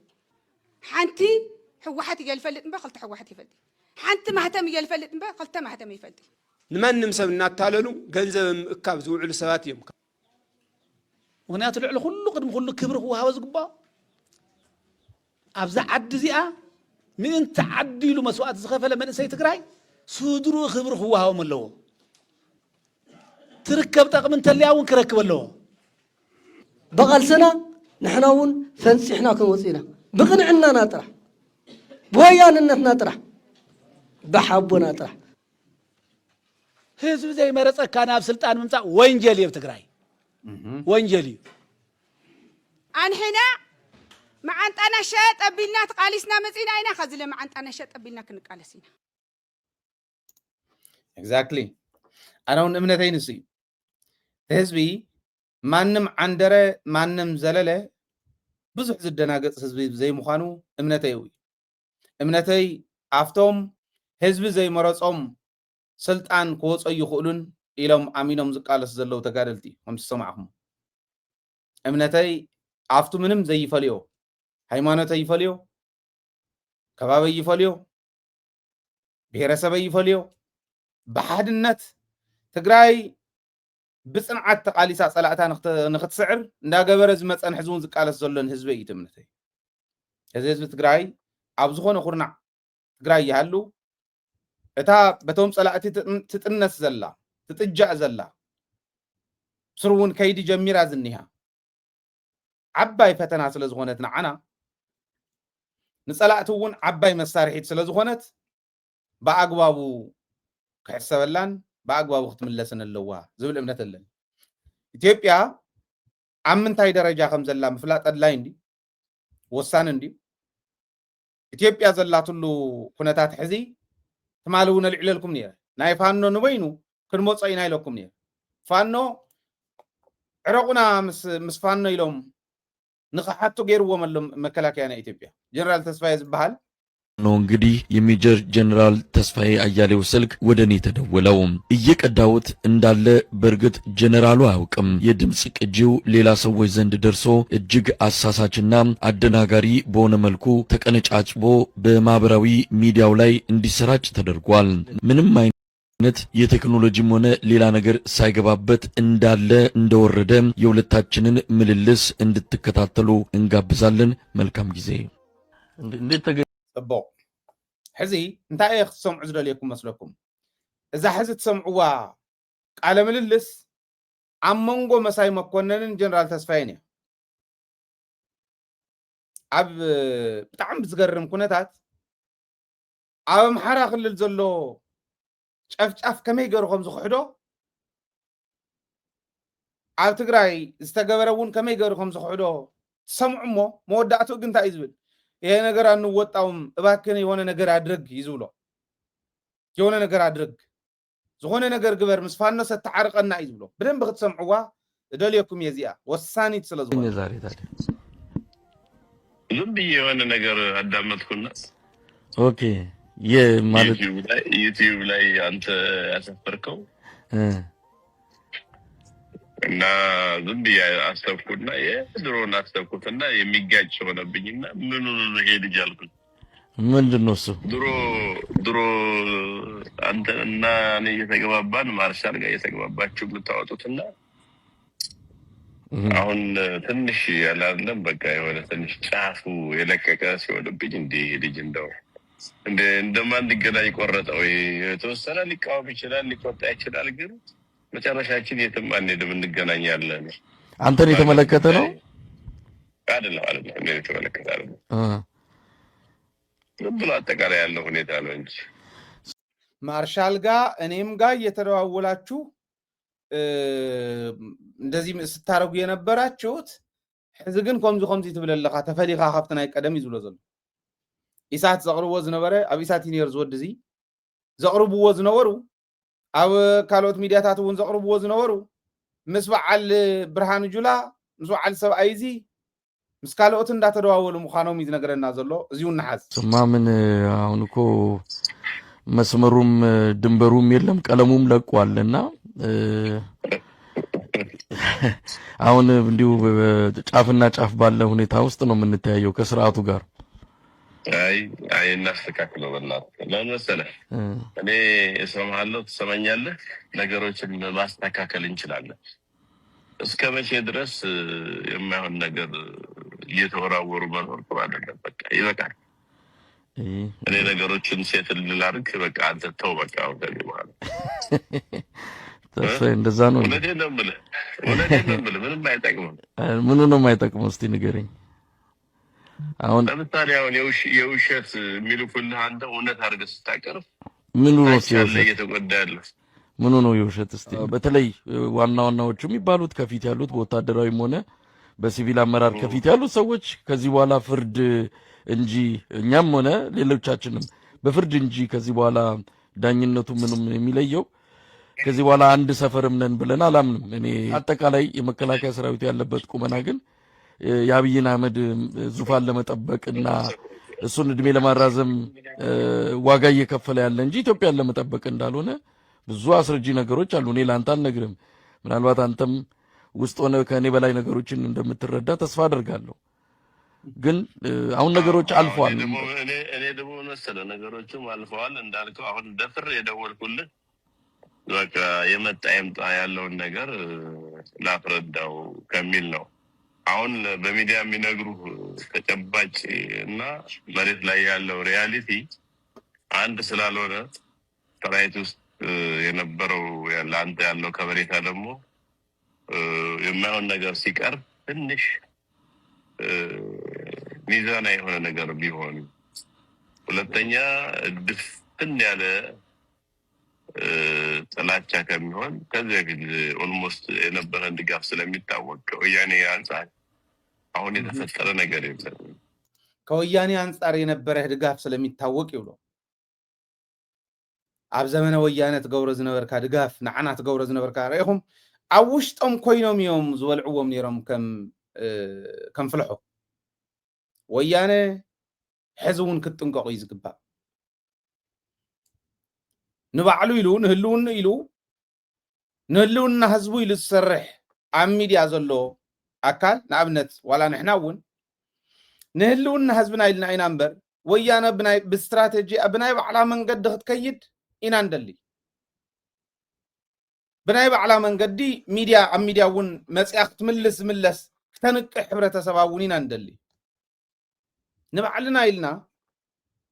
ህልኽ ዘውድቕ ቃልሲ ምስ ፀላእት እንዳገበርና ኣብ ዘለና ኣሉ ግን ንዕኦም ንሰርሕ ዘለና እዩ ዝመስሎም ኣብ ውሽጥኩም ኮይኖም ይበልዕኹም ነይሮም ብወያነ ግዜ ፅቡቅ ድጋፍ ነይርካ ይብሎ 95 ን5 ኢና እሞ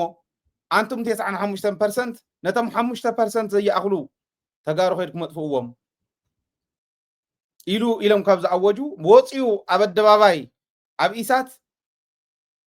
ኣንከር ኮይኑ ዘንበበ መሳይ መኮነን እዩ ሽዑ ዝነበረካ ድጋፍ ስለ ዝፍለጥስ ሕዚ ግደፍ ናብቲ ነበርካዮ ተመለስ ፀረ ወያነ በሊ ዝብሎ ዘሎ ንርአ አንተ ደግሞ ዘረኛም አይደለህም ሚዛናዊ ድጋፍ ነበር የምታደርገውና ነገሮችን በሚዛን ብትመለከታቸው ጀነራል ተስፋዬ አሁን እኮ እውነት ለመናገር አሁን ያለንበት ስቴት ኦፍ ማንትን አስተሳሰብ አሁን ያለንበት ቁመና አሁን በመትለው ደረጃ አይደለም እኔ አሁን ለምሳሌ ከወያኔና ከብልጽግና በትለኝ እኔ ሁለቱን ላወዳድር የምችልበት አይደለም አሁን የደረስኩበት ድምዳሜ እንደውም በተሻለ ወያኔ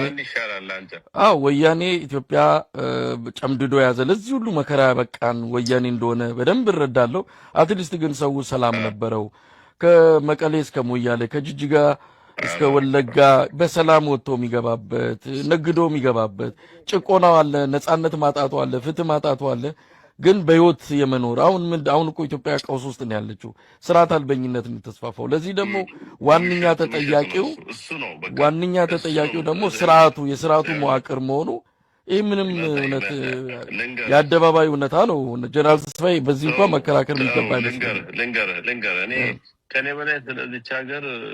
ስላለው ጸጥታ ሁኔታ የሚያውቅ የለም ታውቃለህ እኔ ውስጥ ነው ያለሁት የሚወራው ሁሉ ውሸት ነው ኢትዮጵያ ሰላም ናት በምንድን ነው እስቲ ሰላም ምንድነው እሺ ውጪ አሁን ፋኖ ሰኔ ምናምን እያለ የሚያወራው ጀስት ሜኪንግ ቢዝነስ ነው እናንተ ደግሞ እዛው ውጪ ያለውን ነገር መቀበል የለባችሁም እንዳለ እስቲ እንዴት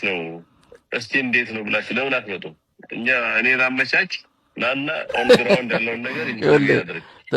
ጀነራል ተስፋዬ አሁን እርግጠኛ ነኝ መሬት ይዘን ሀቅ ይዘን ነው የምናወራው አብዛኛውን የአማራ ክልል ወረዳ ቦታዎችን በቁጥጥሩ ስር ያደረገን ፋኖን አይን ውስጥ የሚገባ ትግል እንዳላደረገ ምን ማለት ነው ውሸት ነው እንደዛ አንደኛ ቁጥጥር ያደረገው የለም እንዴት ሁለተኛ እንደዛ ስንል የባሰ ህዝቡን ያጨረስ መሆኑ ማወቅ አለበት አረ ከሪኩም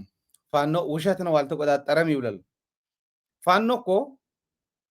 سئل برات حزبه فقد قلا برخات غير كي مسلكم عند عديهم بقى بصرجا سراويتهم صعينهم زحالفلو ورداتاتني عند عديهم نابنا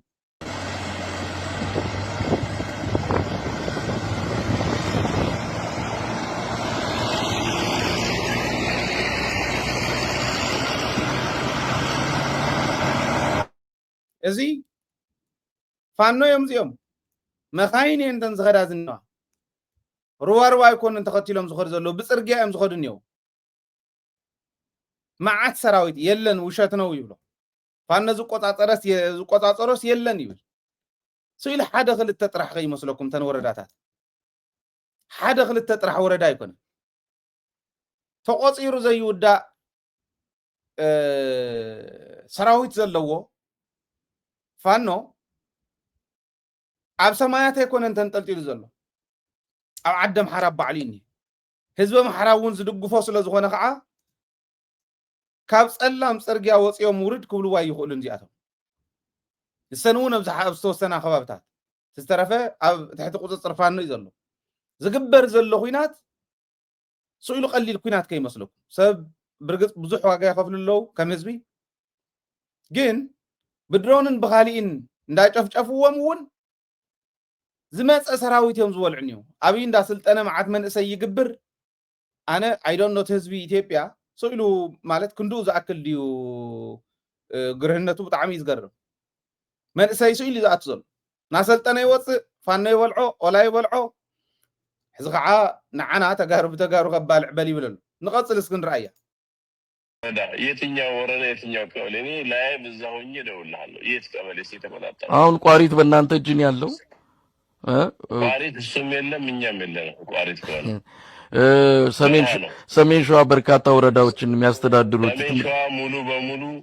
በሙሉ በመከላከያ ተነስ 100% ነው የምነግርህ በየወረዳው ሰው ሰጣለሁ ከፈለክ ነው አይ እኛም እኮ መረጃዎች አሉ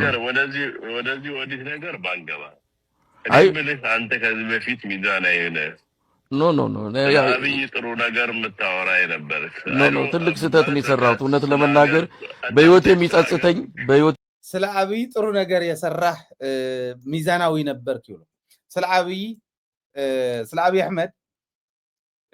ወላ ሐሲኻ ጽቡቅ ነገር ተተዛሪብካስ ሚዛናዊ ኢኻ ማለት ግን አነ ዘጣዓሰን በህይወተይ እንተሐለወ እዚ እዩ ይዝብ የሚጸጽተኝ በአብይ የሚባልን ሰው ለአንድ ቀን መደገፌ ራሱ ትልቅ ስህተት ምናልባት ኢትዮጵያ ላይ ኃጢአታችሁን ተናዘዙና ንስሐ ግቡ ቢባል መጀመሪያ መናዘዘው ከዚህ ሰውዬ ጋር አንድ ቀን ቆሜ ድጋፍ የሰጠውበት ያንን ቀን ነው መረግመው እውነቴን ነው ማለት ይሄ ሰውዬ በኢትዮጵያ ፖለቲካ ክስተት ላይ መምጣት ያልነበረበት ከመጣም ደግሞ ቶሎ መሸኘት የነበረበት ሰው ነበር ግን እድል ጣፋንታችን ሆነና በዚህ ሰው አሁንም የማቀቀን ያለንበት ሁኔታ ነው እውነት ለመናገር በዚህ ደረጃ ነው መረዳው እኔ አጋንኛው ከጥላቻም ተነስቼ ሳይሆን መሬት ላይ ያለውን የህዝብ እኛ እኮ መሬት ላይ ያለን ከውቅያኖስ ማዶ ስላለን አይደለም መሬት ላይ ያለውን እያንዳንዷን ነገር በመናነበው ልክ በተረዳንበት ልክ እኔ ኢትዮጵያ ቀውስ ውስጥ እንድትገባ አልፈልግም እኔ ለዛ ነው የደወልኩልህ የሚነግሩ ነገር ሁሉ እውነት አይደለም ክሪስ አርግ ቼክ አድርግ በቃ ለምሳሌ ያንተ የነበረን ተሰሚነት የሚያወርዱ ነገሮች ሲነግሩ ያን እንደ እውነት አድርገህ ስትዘግብ ክብርህን ነው የሚቀንሰው ኖ አይ ክብር እኔ እንደውም አሁን ያኔ የነበረኝ ክብር ከመንግስት ጋር ሆነን የነበረን ክብር እንደ ክብርም አልቆጥረውም አሁን ነው ለህዝብ ለተጎዳ ለአማራ ህዝብ ለኦሮሞ ህዝብ እንደውም ያኔ ለተጎዳው ሳናስብ ከአብይ ጋር ተለጥፈን የትግራይን ህዝብ ያሁሉ ማት እንዲወርድበት በርግጥ ጥፋተኛ ወያኔ ነው ትልቁና የሚወስደው ወያኔ ህዝብ አልቋል እውነት ለመናገር የትግራይ ህዝብ አልቋል የትግራይ ህዝብ መሞት የሌለበት ያለቀ ህዝብ ነው ምንም ይካድ አይደለም ህዝብ አይደለም ያለቀው ወታደሩ ወይም ደግሞ የታጠቀው ኃይል ነው ሰሚዑም ህዝብ አይደለም ያለቀው አማህበረ ደጎ ቀቲሎም ንገደል ዝወደውስ ወታደር ይኒሩ ማለት ተምቀሻውሽቲ ካህናት በሐፈሻ በብኸባቢ ዝቀተልዎምስ ወታደር ይኒሮም ማለት ኣብ ደብረ አባይ ካብ ዝደቀሱ ወንዳውጽ ጨፍጨፍዎምስ ወታደር ይኒሮም ማለት እዩ ከም ዘለጉድ አማርያም ሸዊቶ ዝጨፍጨፍዎም ወታደር ይኒሮም ማለት አቦራ ሰለዋ አኪዮም ዝቀተልዎም ንጹሃን ወታደር ይኒሮም ይዝብለና ዘሎ مسكم زيوم زوليوم سرح زلو بعل ود شبر بعل ود انطرو ابيت تግራዋይነት ጽባህ ትግራይ ነፃ ኮይና ሰላም ኮይናስ ንትግራይ ክረግጽዋ ደይኾኑ ዘም ሰዋት ዝዮም በሙሉ እግሮም በዓል ሳሙራይ ዮሐንስ በዓል ዮሐንስ ገብረ መስቀል በዓል አብርሃም በላይ በሙሉ እግሮም ንትግራይ ክረግጽዋ ደይኾኑ ትግራይ ብቅንዕና ዝመርሐ ሰብ እንተተረኺቡ በሙሉ እግሮም ክረግጽዋ ስለዘይኽእሉ መመሊኣ ትፍረስ ኢሎም ሰራዊት አፍሬሙላው ዓፋርን እንዋዕሉ ትግራይ አብሊዖም መሬት ትግራይ ከይምለስ ትግራይ ከይትጥንክር ገይሮም እንተስተላፊና እንተስተጻሚድና ዝመፀና ዘለው ሕጅ ከይንምልስ ምስ አብይ አህመድ ምስ ጨፍጫፍን መጨፍጨፍን ملافن تحيز ጨፍጨፈና مسو ኮይንካ ተዘይ ኮይን مسكالي ወንዘር ከይትብልዋ ዝብል ማእሰር ትኽእቱና ዝደልዩ مسيኦም ኮይኖም ዝሰርሑ እዮም ጌታቸውስ ካብ ትግራይ በሪሩ ኸይዱ مسهم ሕዚ ዝሰምዕዎ ዘለኹም ኣብዝኒ ዓንጃል ከምዚሎም ምስ ዝኽሕዱና ጨፍጭፎምናስ እንተዝኣምኑልና እኮ ሓደ ነገር ኮይ ጨፍጭፎምናስ ተነደታት ተን 30 ተደፈራስ ወታደር የነረን بعلم موهي طعمتوس وتادر ينيرن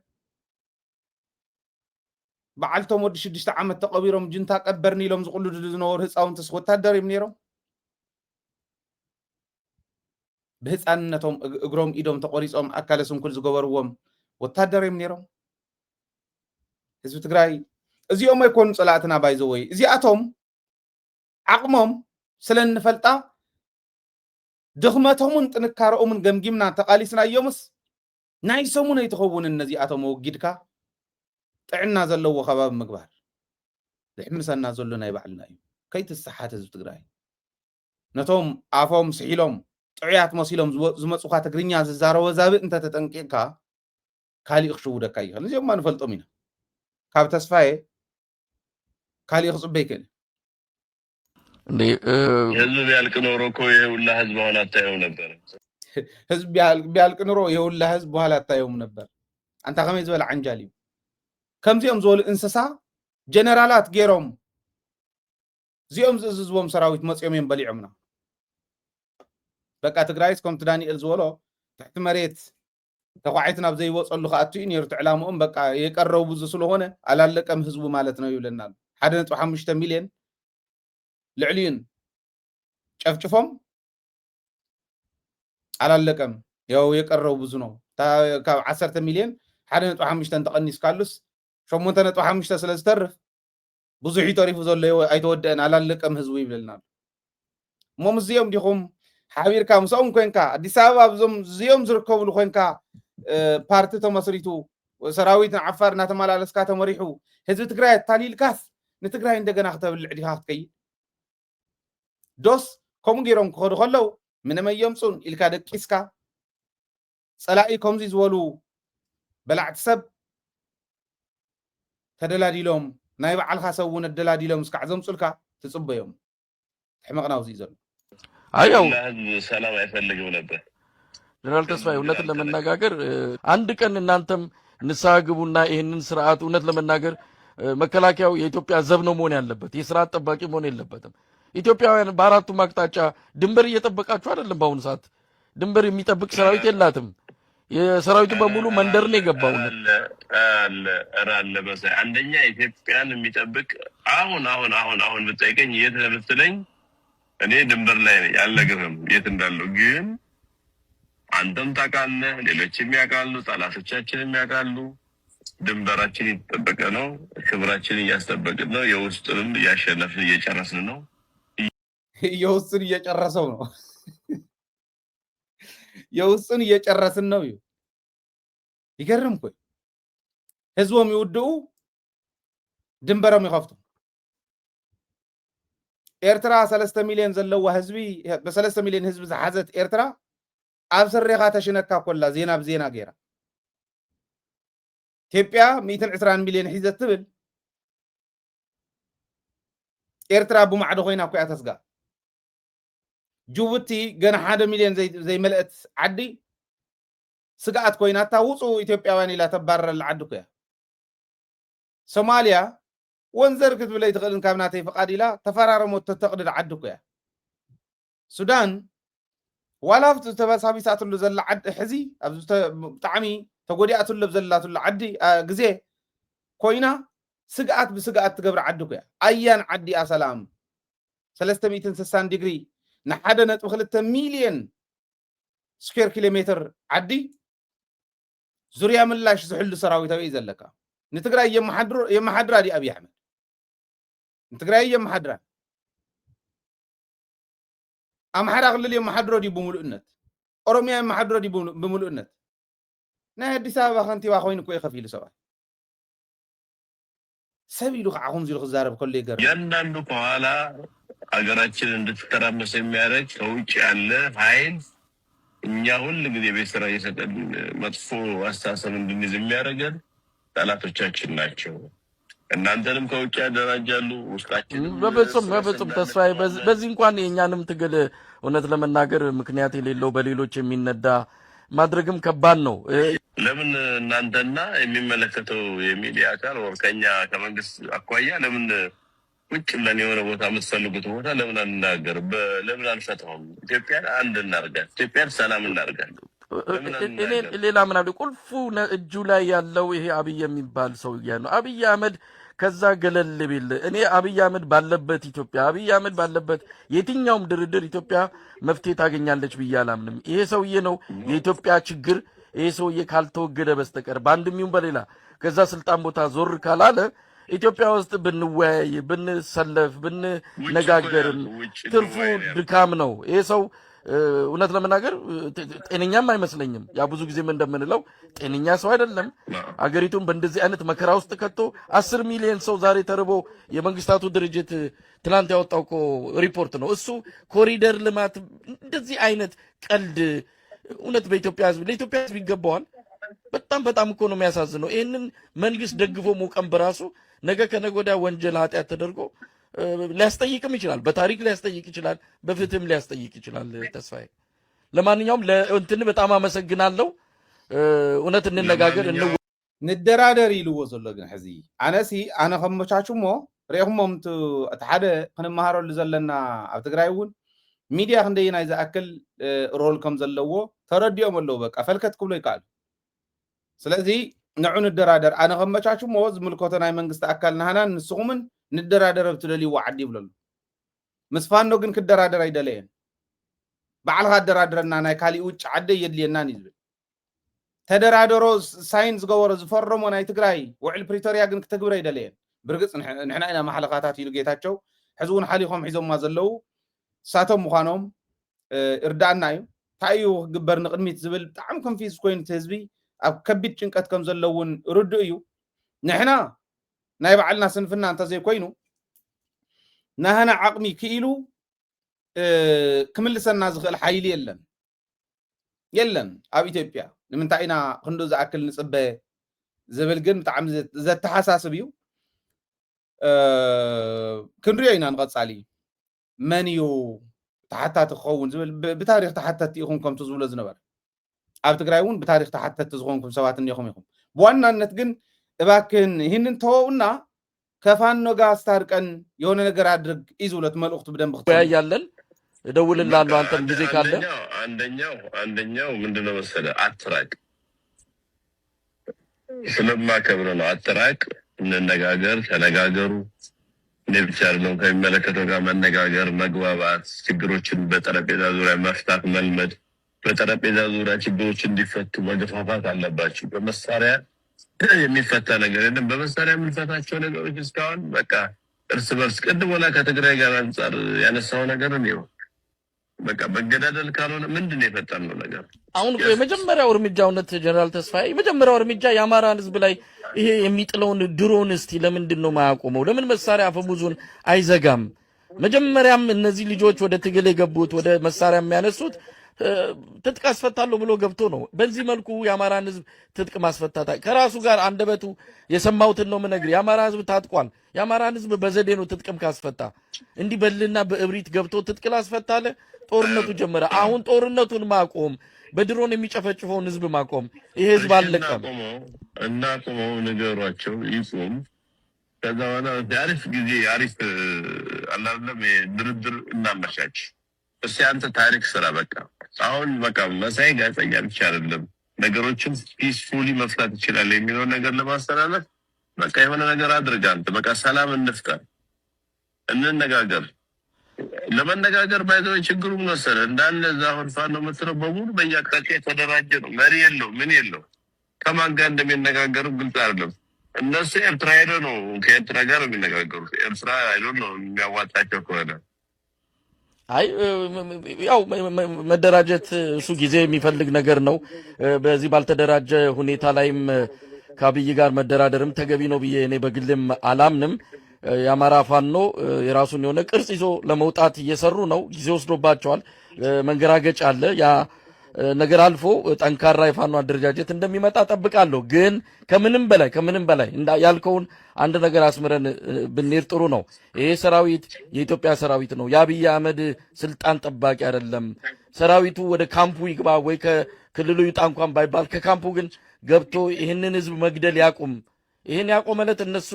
የራሳቸውን ውሳኔ ይወስናሉ። ከዛ በኋላ ምን ሊያደርጉ እንደሚችሉ በራሳቸው እንትን ሊያደርጉ ይችላሉ። መጀመሪያ ጥይት የተኮሰው ጅኒውን ወደ ጠርሙሱ ያስገባ። እውነት ለመናገር ጅኒውን አብይ አውጥቶ አማራ ክልል ላይ በትኖታል። ይሄ ባለበት ሁኔታ በጣም ከባድ ነው።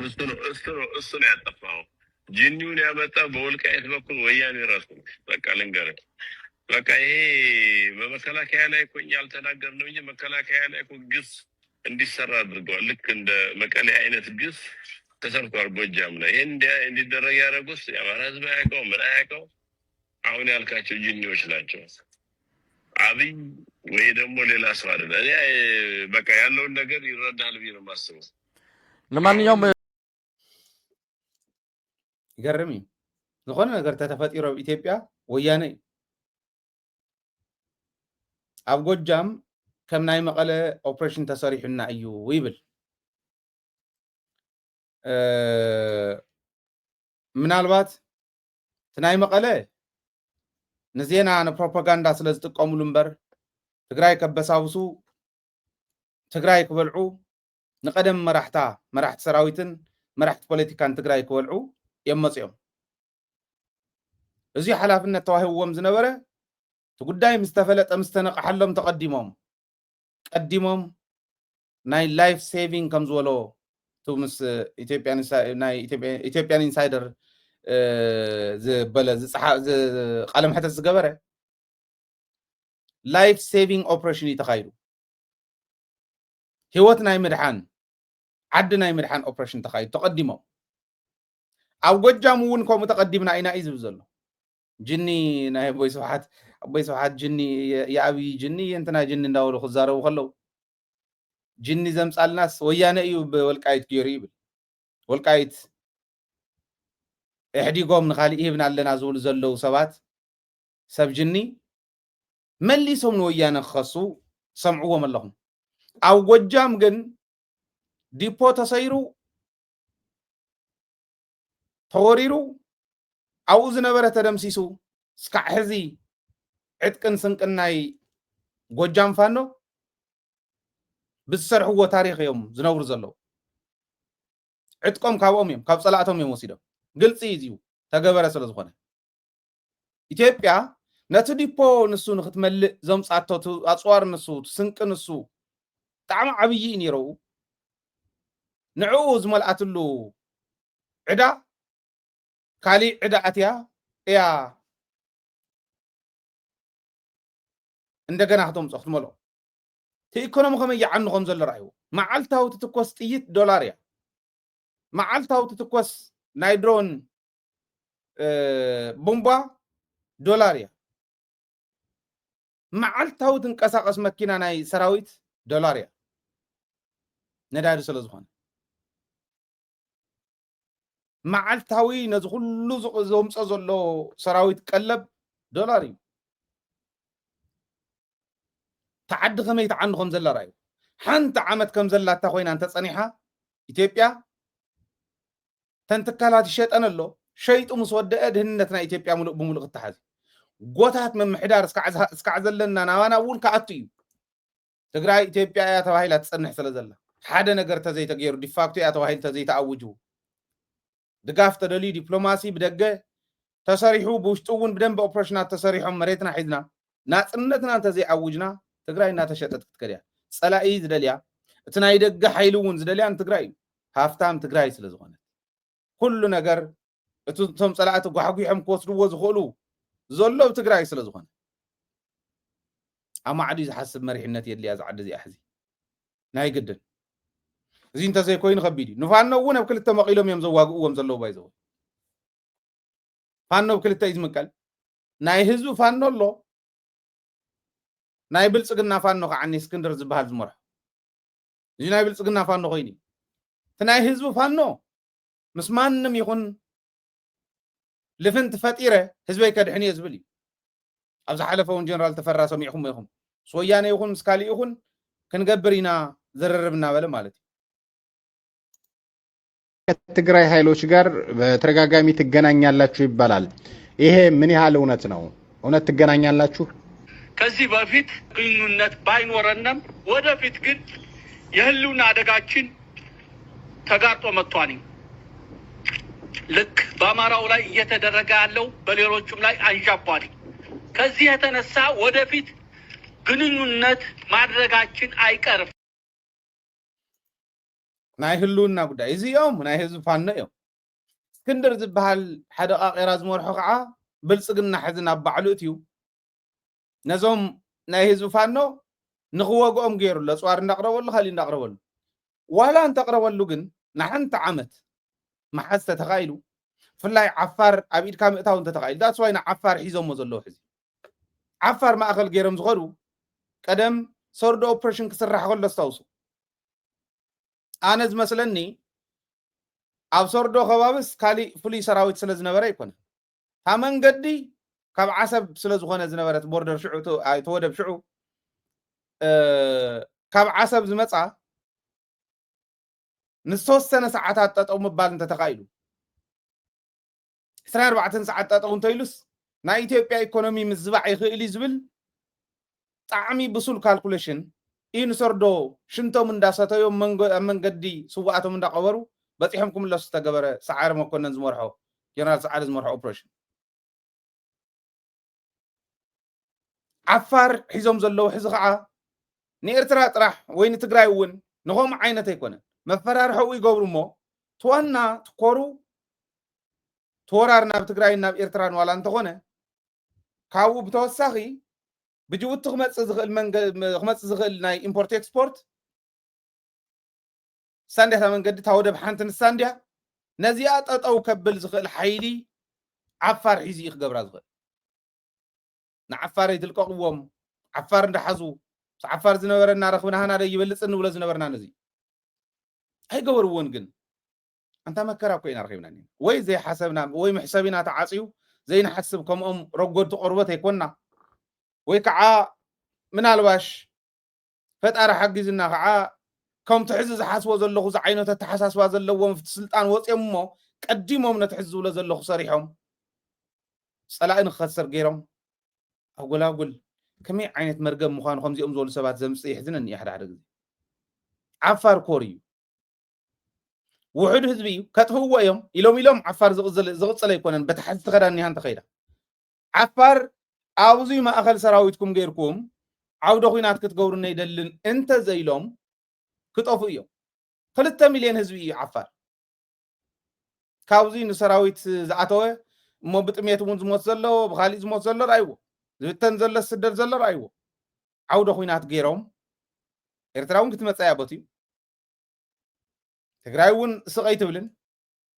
ምክንያቱ ኮርዋ ዮም ዝዳራጆ ዘለው ዓፋር ተመጽኦም ማክት ከላኸልያ ኢትዮጵያውን ቦቲክ ትመጽያ አምሓራ ክልል ዓፋር ዝበሃለ ይነበረን ወሎ እዩ ናተይ እዩ ይዝብል ዓፋር ናተይ ስለ ዝኾነ ከዓ ዓፋር ናይ አይምን ዓሰብ ናይ ዓፋር ስለ ዝኾነ ዓሰብውን ናተይ እዩ ይዝብል ኦሮሚያ አዋሽ በጽሐላ ሕዚ ስካብ አዋሽ ናተይ እዩ ያትብል ድሕሪኡ ክደፍያ አምሓራ ንኸይትኸይድ ክተኻልምያ ማለት ሶማሊያ ኣብ ዘን ሰለስተ ቀበሌታት ዝበሃላ ዝነበረ ሕዚ እንዳደፈ ይመጽእ ኣሎ ኣብ ኣዳይቱ ገዳማይቱ እንደፈዑ ዝበሃላ ምስ ዒሳ ዝገብርዎ ዘለው ቀሊል ኣይኮን ኣብኡ ዝጠፍእ ዘሎ ሰብ ኣሎ تبامحرا ناتورره ጭፍራ ከባቢ በጽሒ ዘሎ ንሪኦ ኣለና በአዋሽ በጽሒ ዘለው ንሪኦ ኣለና ዓፋርና ተበልዕትና ተኾርመየት ያ ተኸዘል ጸጥ ኢሎም ኣለው ሕዙ ንኤርትራ ክወርር ዝደሊ ናይ ኤርትራ ነፃ መውፅእ ሓይሊ እውን ኣብ ዓፋር ንትግራይ ክበልዕ ዝደሊ ባንዳ ባንዱ እውን ኣብ ዓፋር ዓፋር ግን ናይ ዓፋር ህዝቢ ናብ ሞቲኹም ትወስድዎ ዘለኹም ዝብሉ ተቃለስቲ ከዓፍርያ በዓል ሓጂ ኢብራሂም ዑስማን ዝመርሖ ኤርትራ ኣትሎ ትግራይ እውን ክመፁ ኣለዎም ኣብቲ ምእታው ተጠቐምናሉ ደርፊ ዓፋርኛ ዝገርም ደርፊ ሰሚዕኹም ኢኹም ዓፋርን ትግራይን እንደም ኮምፖዚሽኑ ከመይ ደስ ይብል ንሕና ምስ ዓፋር ከመይ ዝበለ ረኽቢ እዩ ዘለና ዝብል ሲ ናልባሽ ልብን ዘለዎ እኮ ዋ ተኣምር ክበሃል ዝኽእል እዩ ክወፆ ዝኽእል ነይሩ ከምቲ ዓንተ ወይ ዝረኣኹሞ ማለት እዩ ተዚኦም እውን ሓቢርካ ዓፋርኛን ትግርኛን ሓዊስካስ ደስ ክብል ንሱ ተሪፉ ግን ታሪክና እውን ተኣሳሰረ እዩ ሓቢርና ኢና መፂና ዓፋር ብዘይ ትግራይ ትግራይ ብዘይ ዓፋር ኣይኮናን ሕዚ እኳ ዝብሎ ዘለኹስ ኢትዮጵያ ክትበልዓካ ክደሊ ከላ ኣብቲኣ ሕን ቀቢልካ ብዓፋር ካብ መንገዲ እንተሒዝካ ስኣኸለይ እሳቶም ይፃወቱልና ኣለዉ ሕዚ ሰርዶ ኣብ ሰርዶ ሒዞም ናይ ትግራይ ከምታ ንትግራይ ሓንቲ ዳቦ እውን ኣይተኣቱን ዝብለና ዝነበረ ኣወል ኣርባ ቁልፊ ናይ ኢትዮጵያ ማሕነቆ ናይ ኢትዮጵያ ኮይኑ ዓፋር ናብ ትግራይ ደሓይሽስ ዓፋር ናብ ካሊእ ፓርቲ ናይ ኢትዮጵያ ዓቕምና ኣይንጥቀም ተኾርሚና ምንባር እንመርፅ ኣብታ ተኾርመና ኣላ ክመፁና ከለዉ ግን ጭጭጭ ኢልና መሲና ከድና ንስዕሮ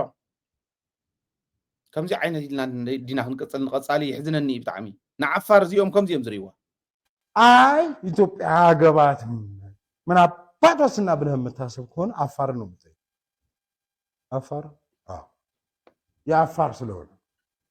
ራይት አፋር ደግሞ ያው ታውቃለህ ምንም እንዲያርገው ብትቆላው ብትፈጨው ምንም ያው ብገነጥለው ኤርትራ ወሰድ ያስር ባታ ብትለው አፋርና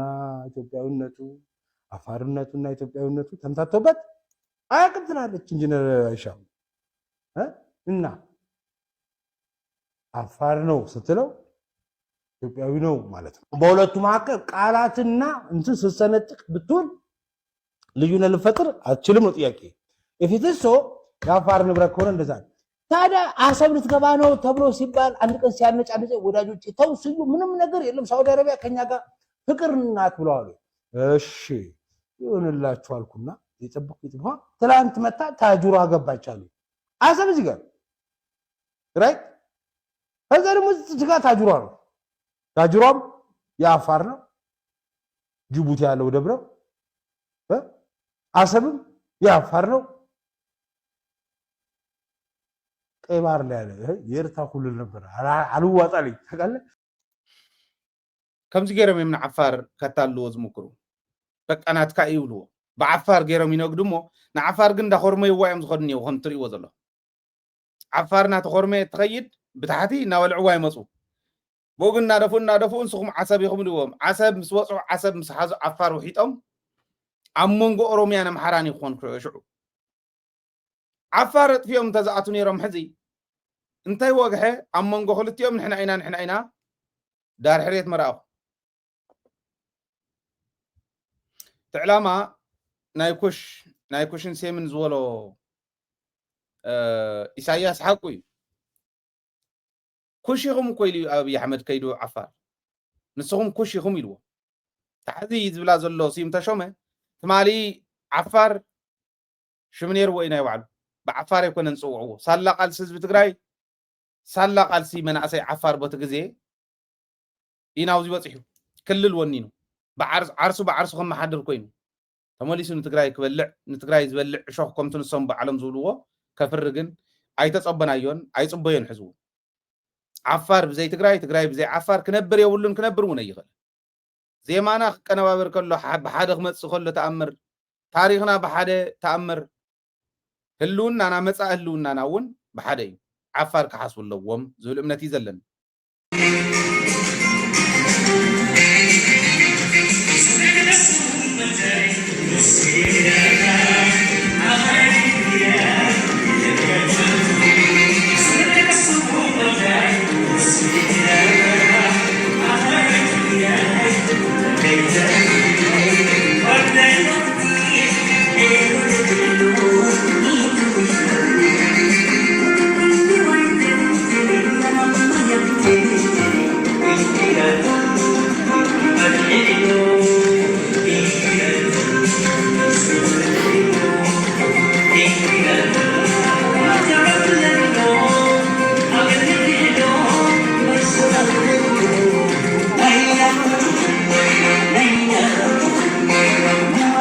ناينا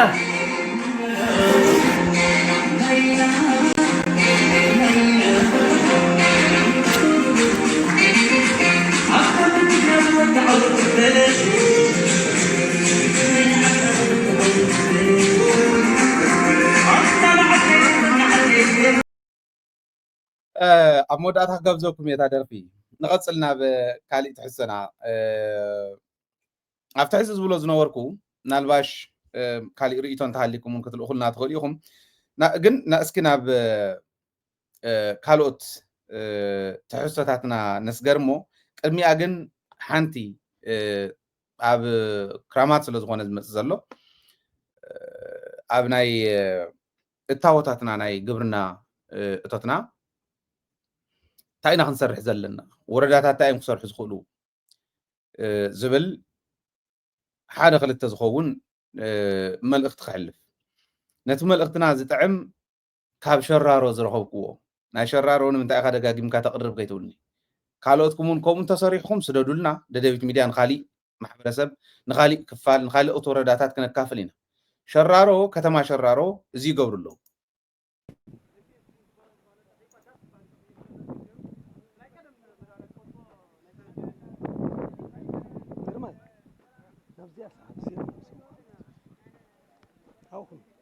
ሓደ ኩንታል ኣብ እዋን ዘርኢ ንጥቀም ዳብ ኩሉ ግዜ ኣብ ኮስፋስ ኣይኣቱን ኣብ ዘርኢ ጥራይ ዝኣቱ ንኣርባዕተ ፅምዲ እዚኣ ሓዝዋ ዩርያ ድማኒ ኣብዚ ሓሊ ዝኾነ ሓደ ኩንታል ንጥቀም ኣብዚ ሙቐትን ሃሩርን ፀሓይን ዝበዝሐ ድማኒ ፍርቂ ኩንታል ንጥቀም ተቐጥዓ ንጥቀም እዩ እዚኣ እንድሕር ጠሊ ሃልዩ ኣብ እዋን ዘርኢ እውን ክትኣቱ ትኽእል እያ ጠሊ ተዘይሃልዩ ግን ኣብ ኮስኳስ ኣብ ጉሽያ ጥራይ ትኣቱ እዚኣ ሓዝዋ ዘርኢ بمسمر كنزرع تخوينا أحد هكتار أو 4 صندي كم 10 كيلو كم 10 كيلو 3 كيلو يدلينا مشلا كم 10 كم 10 كيلو عزوان زين هذا هكتار مالك أحد هكتار واحد هكتار مالك 4 جمر وين 4 صندي مالك لذي مشلا ورد زري كم 10 كيلو زي كم 10 كيلو كان يد ما زي بلس مسمر دريلينج تاعنا نانتو كنا 10 كيلو يدلينا 4 صندي نخلت صندي تخينا 6 كيلو نحنت صندي تخينا 3 كيلو تدلينا لا مالك مدوريون بامطن عقنا كاو كحاده مسمر كحاده نجحينا حاده نجحي سوعن 5 سنتيمتر غيرنا نفلو نجح بعراي وطاصانا بسوعن 5 غيرنا نفلو كحاده تخلي نو حاده تخلي دماني بب 15 سنتيمتر نفلو እዚኣ ናይ ፀሃይ ናይ ምስራይ ናይ ገለ ተወግን ኢልና ኢና ናብ ዘርዓትና ዘለና በዙን ያሕይ ናይ ታደሰ ብጣዕሚ ጥሪዎ ዘሎ ምስገን ዝግቦ ኩልና እውን ካብዚኣ ክንማር ኣለና ካልኦት እውን ካብ ዝበለፀ ሰሪሕና ክኸውን ንኽእል ኢና እቲ ዝበለፀ ግን እዚ ኣጥሪዎ ኣሎ በቃ እንታይ ኣተሪፋቶ እዚ ናይ ታደሰ ቀዳማይ ማሕረስ ሓሪሳ ንማይ ዘይምፅበያ ጥራይ እዚኣ ንድሕር ጌርና ኣብ 33 ንኽነሪአኩም ዝግባእ ተሉ ኩነታት ትሒዝኩሞን ኣዎ ናፍታ ተግባር ክንኣቱ እዚአን እንድሕር ሒዝኩሞን ኮንኩም ማለት ክሓትት እያ ፀኒሐ تاينا حزنا تاينا زي حزنا بدم بقى يترسعون بسون ناي صنيحي حتى زي كونس ناي زلال مساخم اب تكبر سلت صرحلو كرسع يولني ስለዚህ ዛበትር እዚኣ ከም ክሳይ ነብል ፀሚድና ብዕሪና ክንሪአኩም ዝግባእ ነይሩ በብታራ እንዳበልና ግን በዚኣ ክንከይድና ፀገም ይውሉ ከም ስበት ማለት እያ በቃ ስበት ትርሪ ይብሊ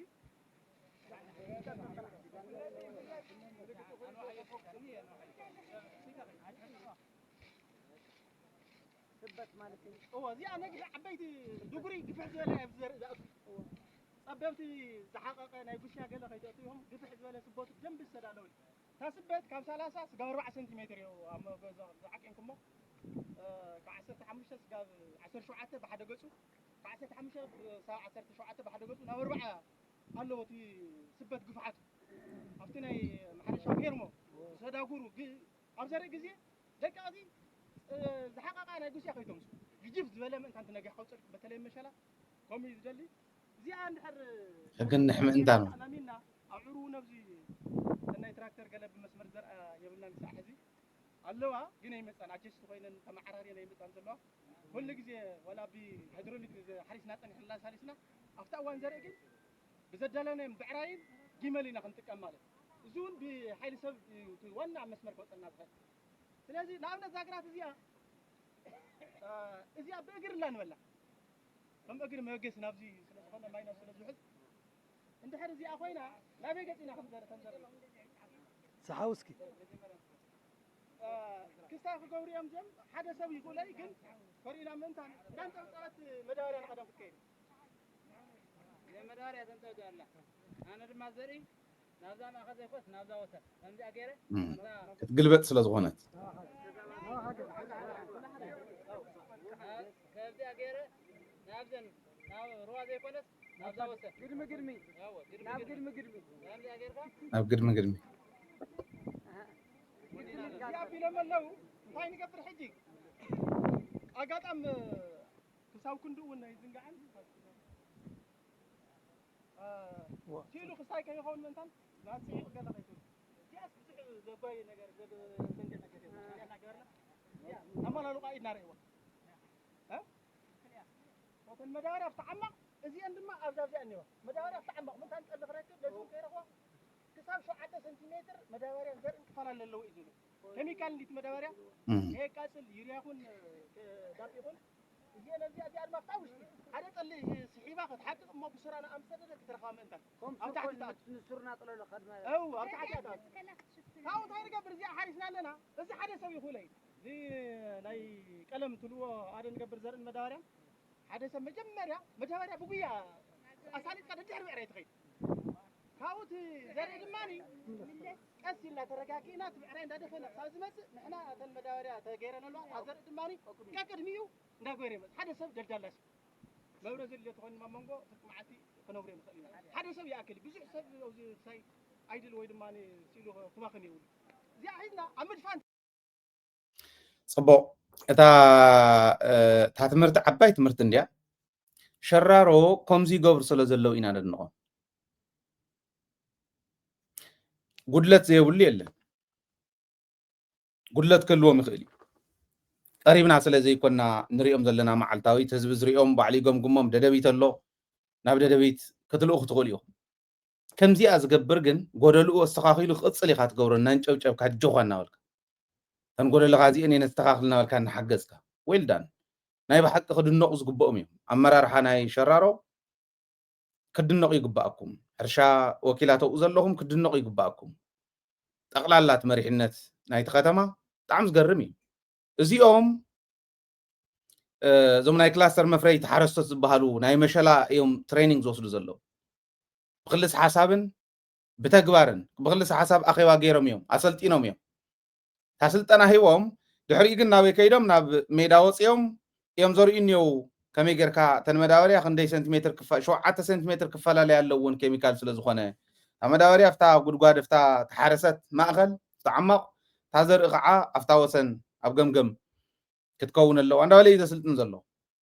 እዚኦም ክድነቑ ይግብኦም ክሽለሙ እውን ይግብኦም ምድናቕ ጥራሕ ኣይኮነን እዚ ጥራሕ ግን ኣይኮነን ንሕና ከም ተጋሩ ተሓረስታይ ከምኡ ክገብር እንድሕር ኮይኑ ሕርሻ ወኪል ከምዚ ገይሩ ምምሕዳር ከምዚ ገይሩ እንድሕር ዘስልጥን እስኪ ናይ ዩኒቨርሲታት ናይ 4 ዩኒቨርሲታት ናይ ትግራይ ዘለኹም ኮሌጃት ናይ ስራሕ ፈጠራ ክእለት ኣለና ትብሉ ኣነ ባዕለይ ካብ ጁባይ ክሽልም እየ ከምታ ዝረኣኹማ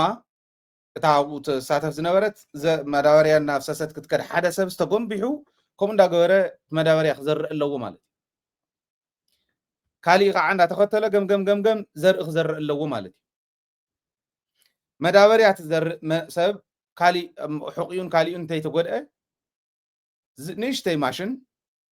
መዳበርያን እኽልን ብ7 ሴንቲሜትር ከምታ ዝበላ ጌራ ኣብ ተሓረሰ ተለሳለሰ እንዳሓረሰት ክትከድ ትኽእል ዋላ ብዕራይ ዝጎታ እውን እንድሕር ኮይኑ እንዳዘርአት ትኸይድ ፈጠራ እንተፈጢርኩም እዚኣ ኣብ ኣደባባይ እየ ዝዛረባ ዘለኹ ቅድሚ ህዝቢ ኣነ ክሽልም እየ ካብ ጁባይ ካብ ባዕለይ ክሽልም እየ ነዚኣ ዝሰርሐ ንሕዚ 200,000 ክሽልም እየ ኢለ ኣለኹ 200,000 ሽልማት ወፃኢኡ ሸፊና ተንዘውፀን ሸፊነ 200,000 ክሽልሞ እየ እዚኣ ዝሰርሐ ካብኡ ግን እዚኣ ጥራሕ ኣይኮነን ስራሕ ፈጠራ እንድያ ባዕለይ ሊድ ገይረ ባዕለይ መሪሐ ነቲ ወዲ ይኹን ነታ ጓል ነቲ ዝሰርሕ ብሳይንስን ቴክኖሎጂን ናይ ትግራይ ኣፍልጦ ክወሃቦ መንግስቲ ትግራይ ኣፍልጦ ክህቦ ስራሕ ፈጠራ ስለ ዝኾነት እንተይ ደኸመ ኣብዚኣ ኮይነ ጠበቃሲ ይኹን ካልእ ይኹን ቀፂረ መንግስቲ ትግራይ ክሕግዞ تا سرح فطروا بدن بقصل الله خبري اي بروميس زي اخبلكم مناسي زي اسرح اسكي شلمات انا شلمكم كاون لعلكم سلازي انت زلوا ان خاليون كوكم نقصالون شلمكم زخلو سوافتي كراخوكم بعلي جن كلته 100 شخ شلمكم كاب حدا سب ملؤ معالتي تغنبيح اندا زر ازوعل لدحرب عراي اندا تختله تسلطنا ويلدان نشرارو زلهم مخونكم ادنقله انا جن ያው ሚዲያውን ኪኢለ ይኸር ስለ ዘለኹ ካብ ጁባይ ዝኸፍለ ሳተላይት ስለ ዝኾነ 10,000 ልዕሊዩን ዶላር በወርሒ ዝኸፍል ታዘላትና ስለ ዝእትምበር ካሊ እንተ ዘሎን ካሊ ማሃውቅኹም ግን ፕሊስ ናይ ስራሕ ፈጠራ ሰባት እዚ ኣግበር ሞ 200,000 ወዲያው ናብ ጁባኹም ካብ ሃይለ ትረኽቡ ወፃኢኹም ክሽፍነልኩም ተን ዘውፃኹም ውን ክንዲዚአ እንተልኩም ንሰን ክንሽፍነን ኢና ግን ተንዝወልኩውን ዓንተ ወይ ምስ መንግስቲ ክወኩም ዝግብኦ ክሬዲት ሂብና ሰሪሕኩም ከተከፋፍሉ ክንገብር ኢና መናእሰይ ተወደቡ ሞዚ ኣስረ እዚኣ ቃለያ ሎሚ የዛረባ ዘለኹ ዝዓለት እዚኣ ኮይና ቅድሚ ህዝቢ ትግራይ ንዛረብ ኣለና ለዚ እዚኣ ዝገበረ ሽልማቱ ክቅበል እየ ብቀረባ ካብ ጁባይ ካብ ባዕለይ ክሽልመኩም እየ ኣለኹ ሓደራ ንሸራሮ ግን ኣነ ደው ኢለ እንተዘንጨብጭበልኩም እውን ኣይጉህን ግን ሓደራ ከይተበላሹ ድሕሪ ሕዚ ፅቡቅ እንዳበልናኩም ከይድና ፅባሕን ጎ ሕማቅ ስለናትኩም ከይነልዕል ተጠንቂቕኩም ንስኹም እውን ክይዲ እየ ዝብል ኣብቲ ፖለቲካ እውን ፅቡቅ እዮም ዝመርሑ ከመይ ገሮም ህዝቦም ይመርሕዎ ከም ዘለው እቱ ከንቲባ ዝተረፈ ነገራት ዝምላእ ኣሎ ኣብ ዝወኑ ምምላእ ዘድልየና ምዕራይ ዘድልየና ኣሎ ካብና ተሪፍና ዘሎ ከዓ ዓብይ ተልእኮ ሕዚ ንዛረብ ኣለና ስለዚ ከይዳዊ ዝኾነ መጠናዊ ዝኾነ ምትዕርራያት እናተገበረ ይኸድ ስለ ዘሎ ካብ ታሕቲ ህዝብና ዝጀመሮ ሓድነትን ናይ ቃልሲ ሞራልን ተስፋን ኣብሪ ከቢልና ተሪፍና ዘሎ ዓብይ ዕማም ክንምልእ ካብ ዝተቆርመመት ትግራይ ናብ ኑር መሊስና ሕቶ ብሔራዊ ሕቶ ህዝቢ ትግራይ ኣለዎ ብሔራዊ ሕቶ ህዝቢ ትግራይ ኣለዎ ብሔራዊ ሕቶ ህዝቢ ትግራይ ከዓ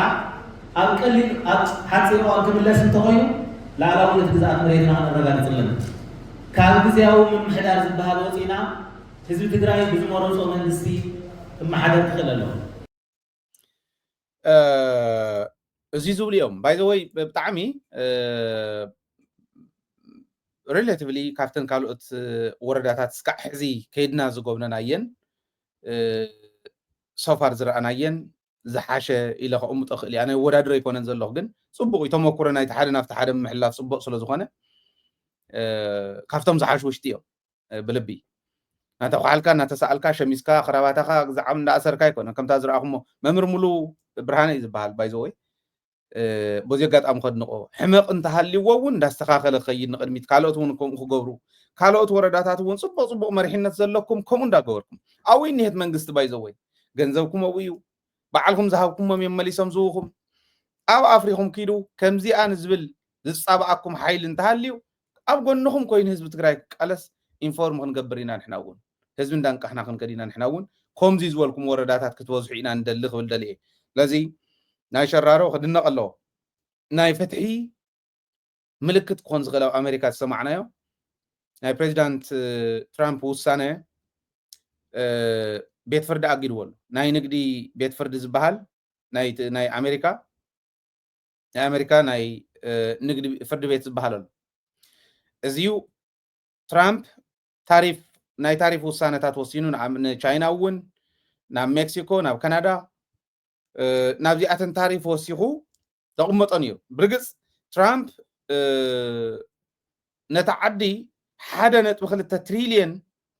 ናይ ንግዲ ትርፊ ከተርፍ ብዝኽእል መንገዲ እየ ሰሪሐዮ እዩ ዝብል ከምኡ ዝበሉ ሪፖርትታት እውን ኣንቢብና ንሕና 1.2 ትሪልየን ዶላር ሕሰብዎ ክንዲዚ ዝኣክል ኣሜሪካ ከተተርፍ እያ እዚ እንተገይረይልዩ ወሲኑ ኣሜሪካ ይጠቅም ኣለኹ ኢሉ እቲ ቤት ፍርዲ ግን በይኑ ሓደ ፕሬዚዳንት ክውስነ ይኽእልን ስልጣን እዚ ናይ ኮንግረስ እምበር ናይ ሓደ ፕሬዚዳንት ኣይኮነን ጠጠው ክተብል ክትክእል ኣለካ ኢሉ ጠጠው ኣቢልዎ ከብቅዕ ከሎ زي تمرص دايانو ناي تعريف سرعتن ناي نقد سرعتنا كما يكون اللوز بالكناغور ناي مكور اللو زي قعا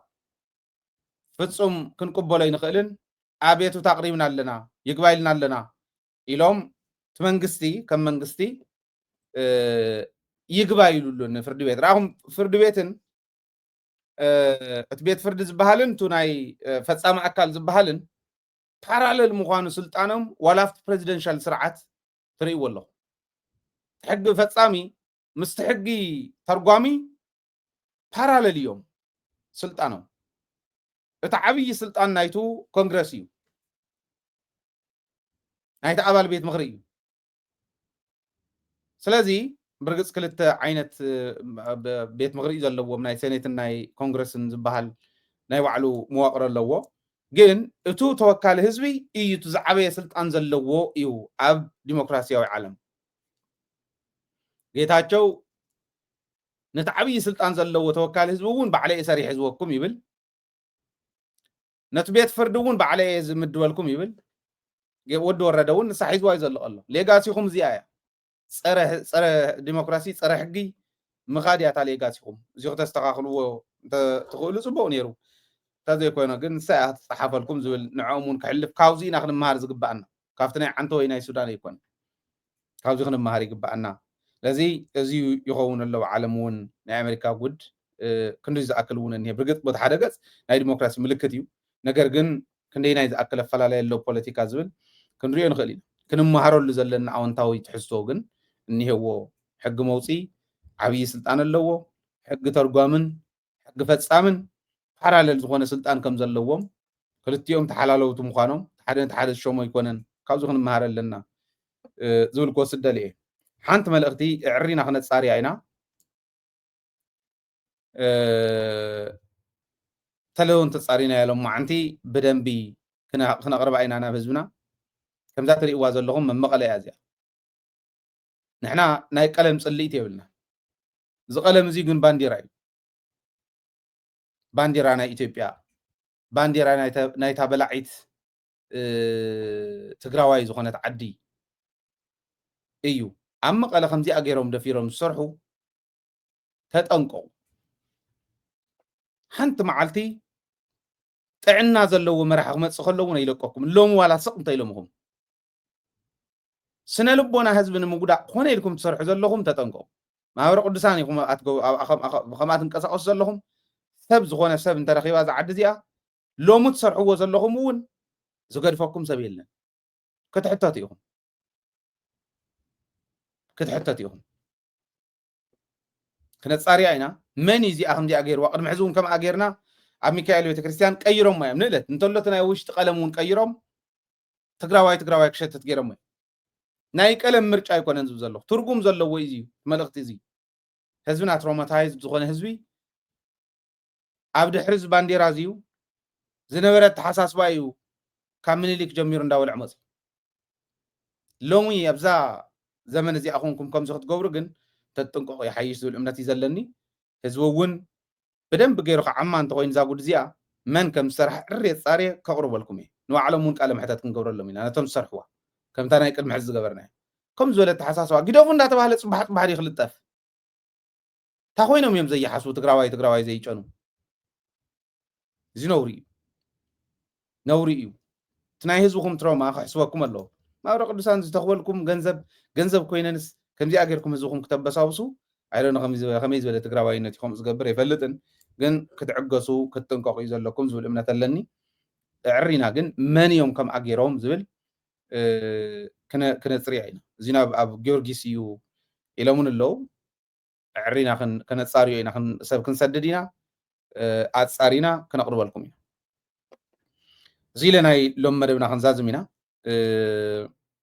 عبزن زغط سلا خلتا سلسة معلتي قريبنا لنا تن أواج كن أوجا إنا زبلنا يناي ديفيد فندريزين أب عدوشتي استوديونا بويل فرنش زغونة استوديو خنا سرح سلا زغونة علامة نعاء بزا أكاونت زي أخت حجوزنا ترولي أخت حجوز تخوليهم ديفيد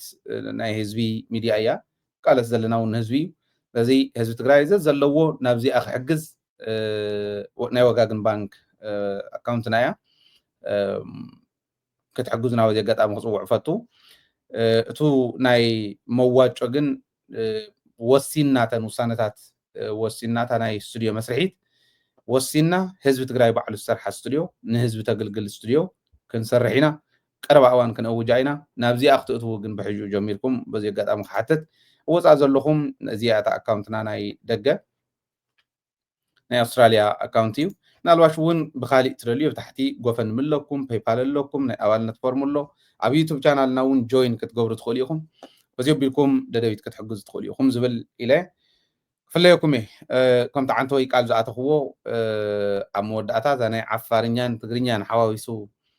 زدرفا حسين يزبال بايزوي تزي تتغاغي خرمي نالواش ون مس درفو مس كالوت قلم حتى ون حوس بيلنا بعفارنيا دي بتغرينيا كان حتى المكرينا مقاله ابناي بعل عسرا قنبت مبل 34 عام استقبل بعل عسرا قنبت ايو دريفوا فزي ساقابزوكمي بزيهم نفلالينا سلام ساهم سلام عوت مسجدنا حزبنا كنتم نيتايو تግራይ تعوت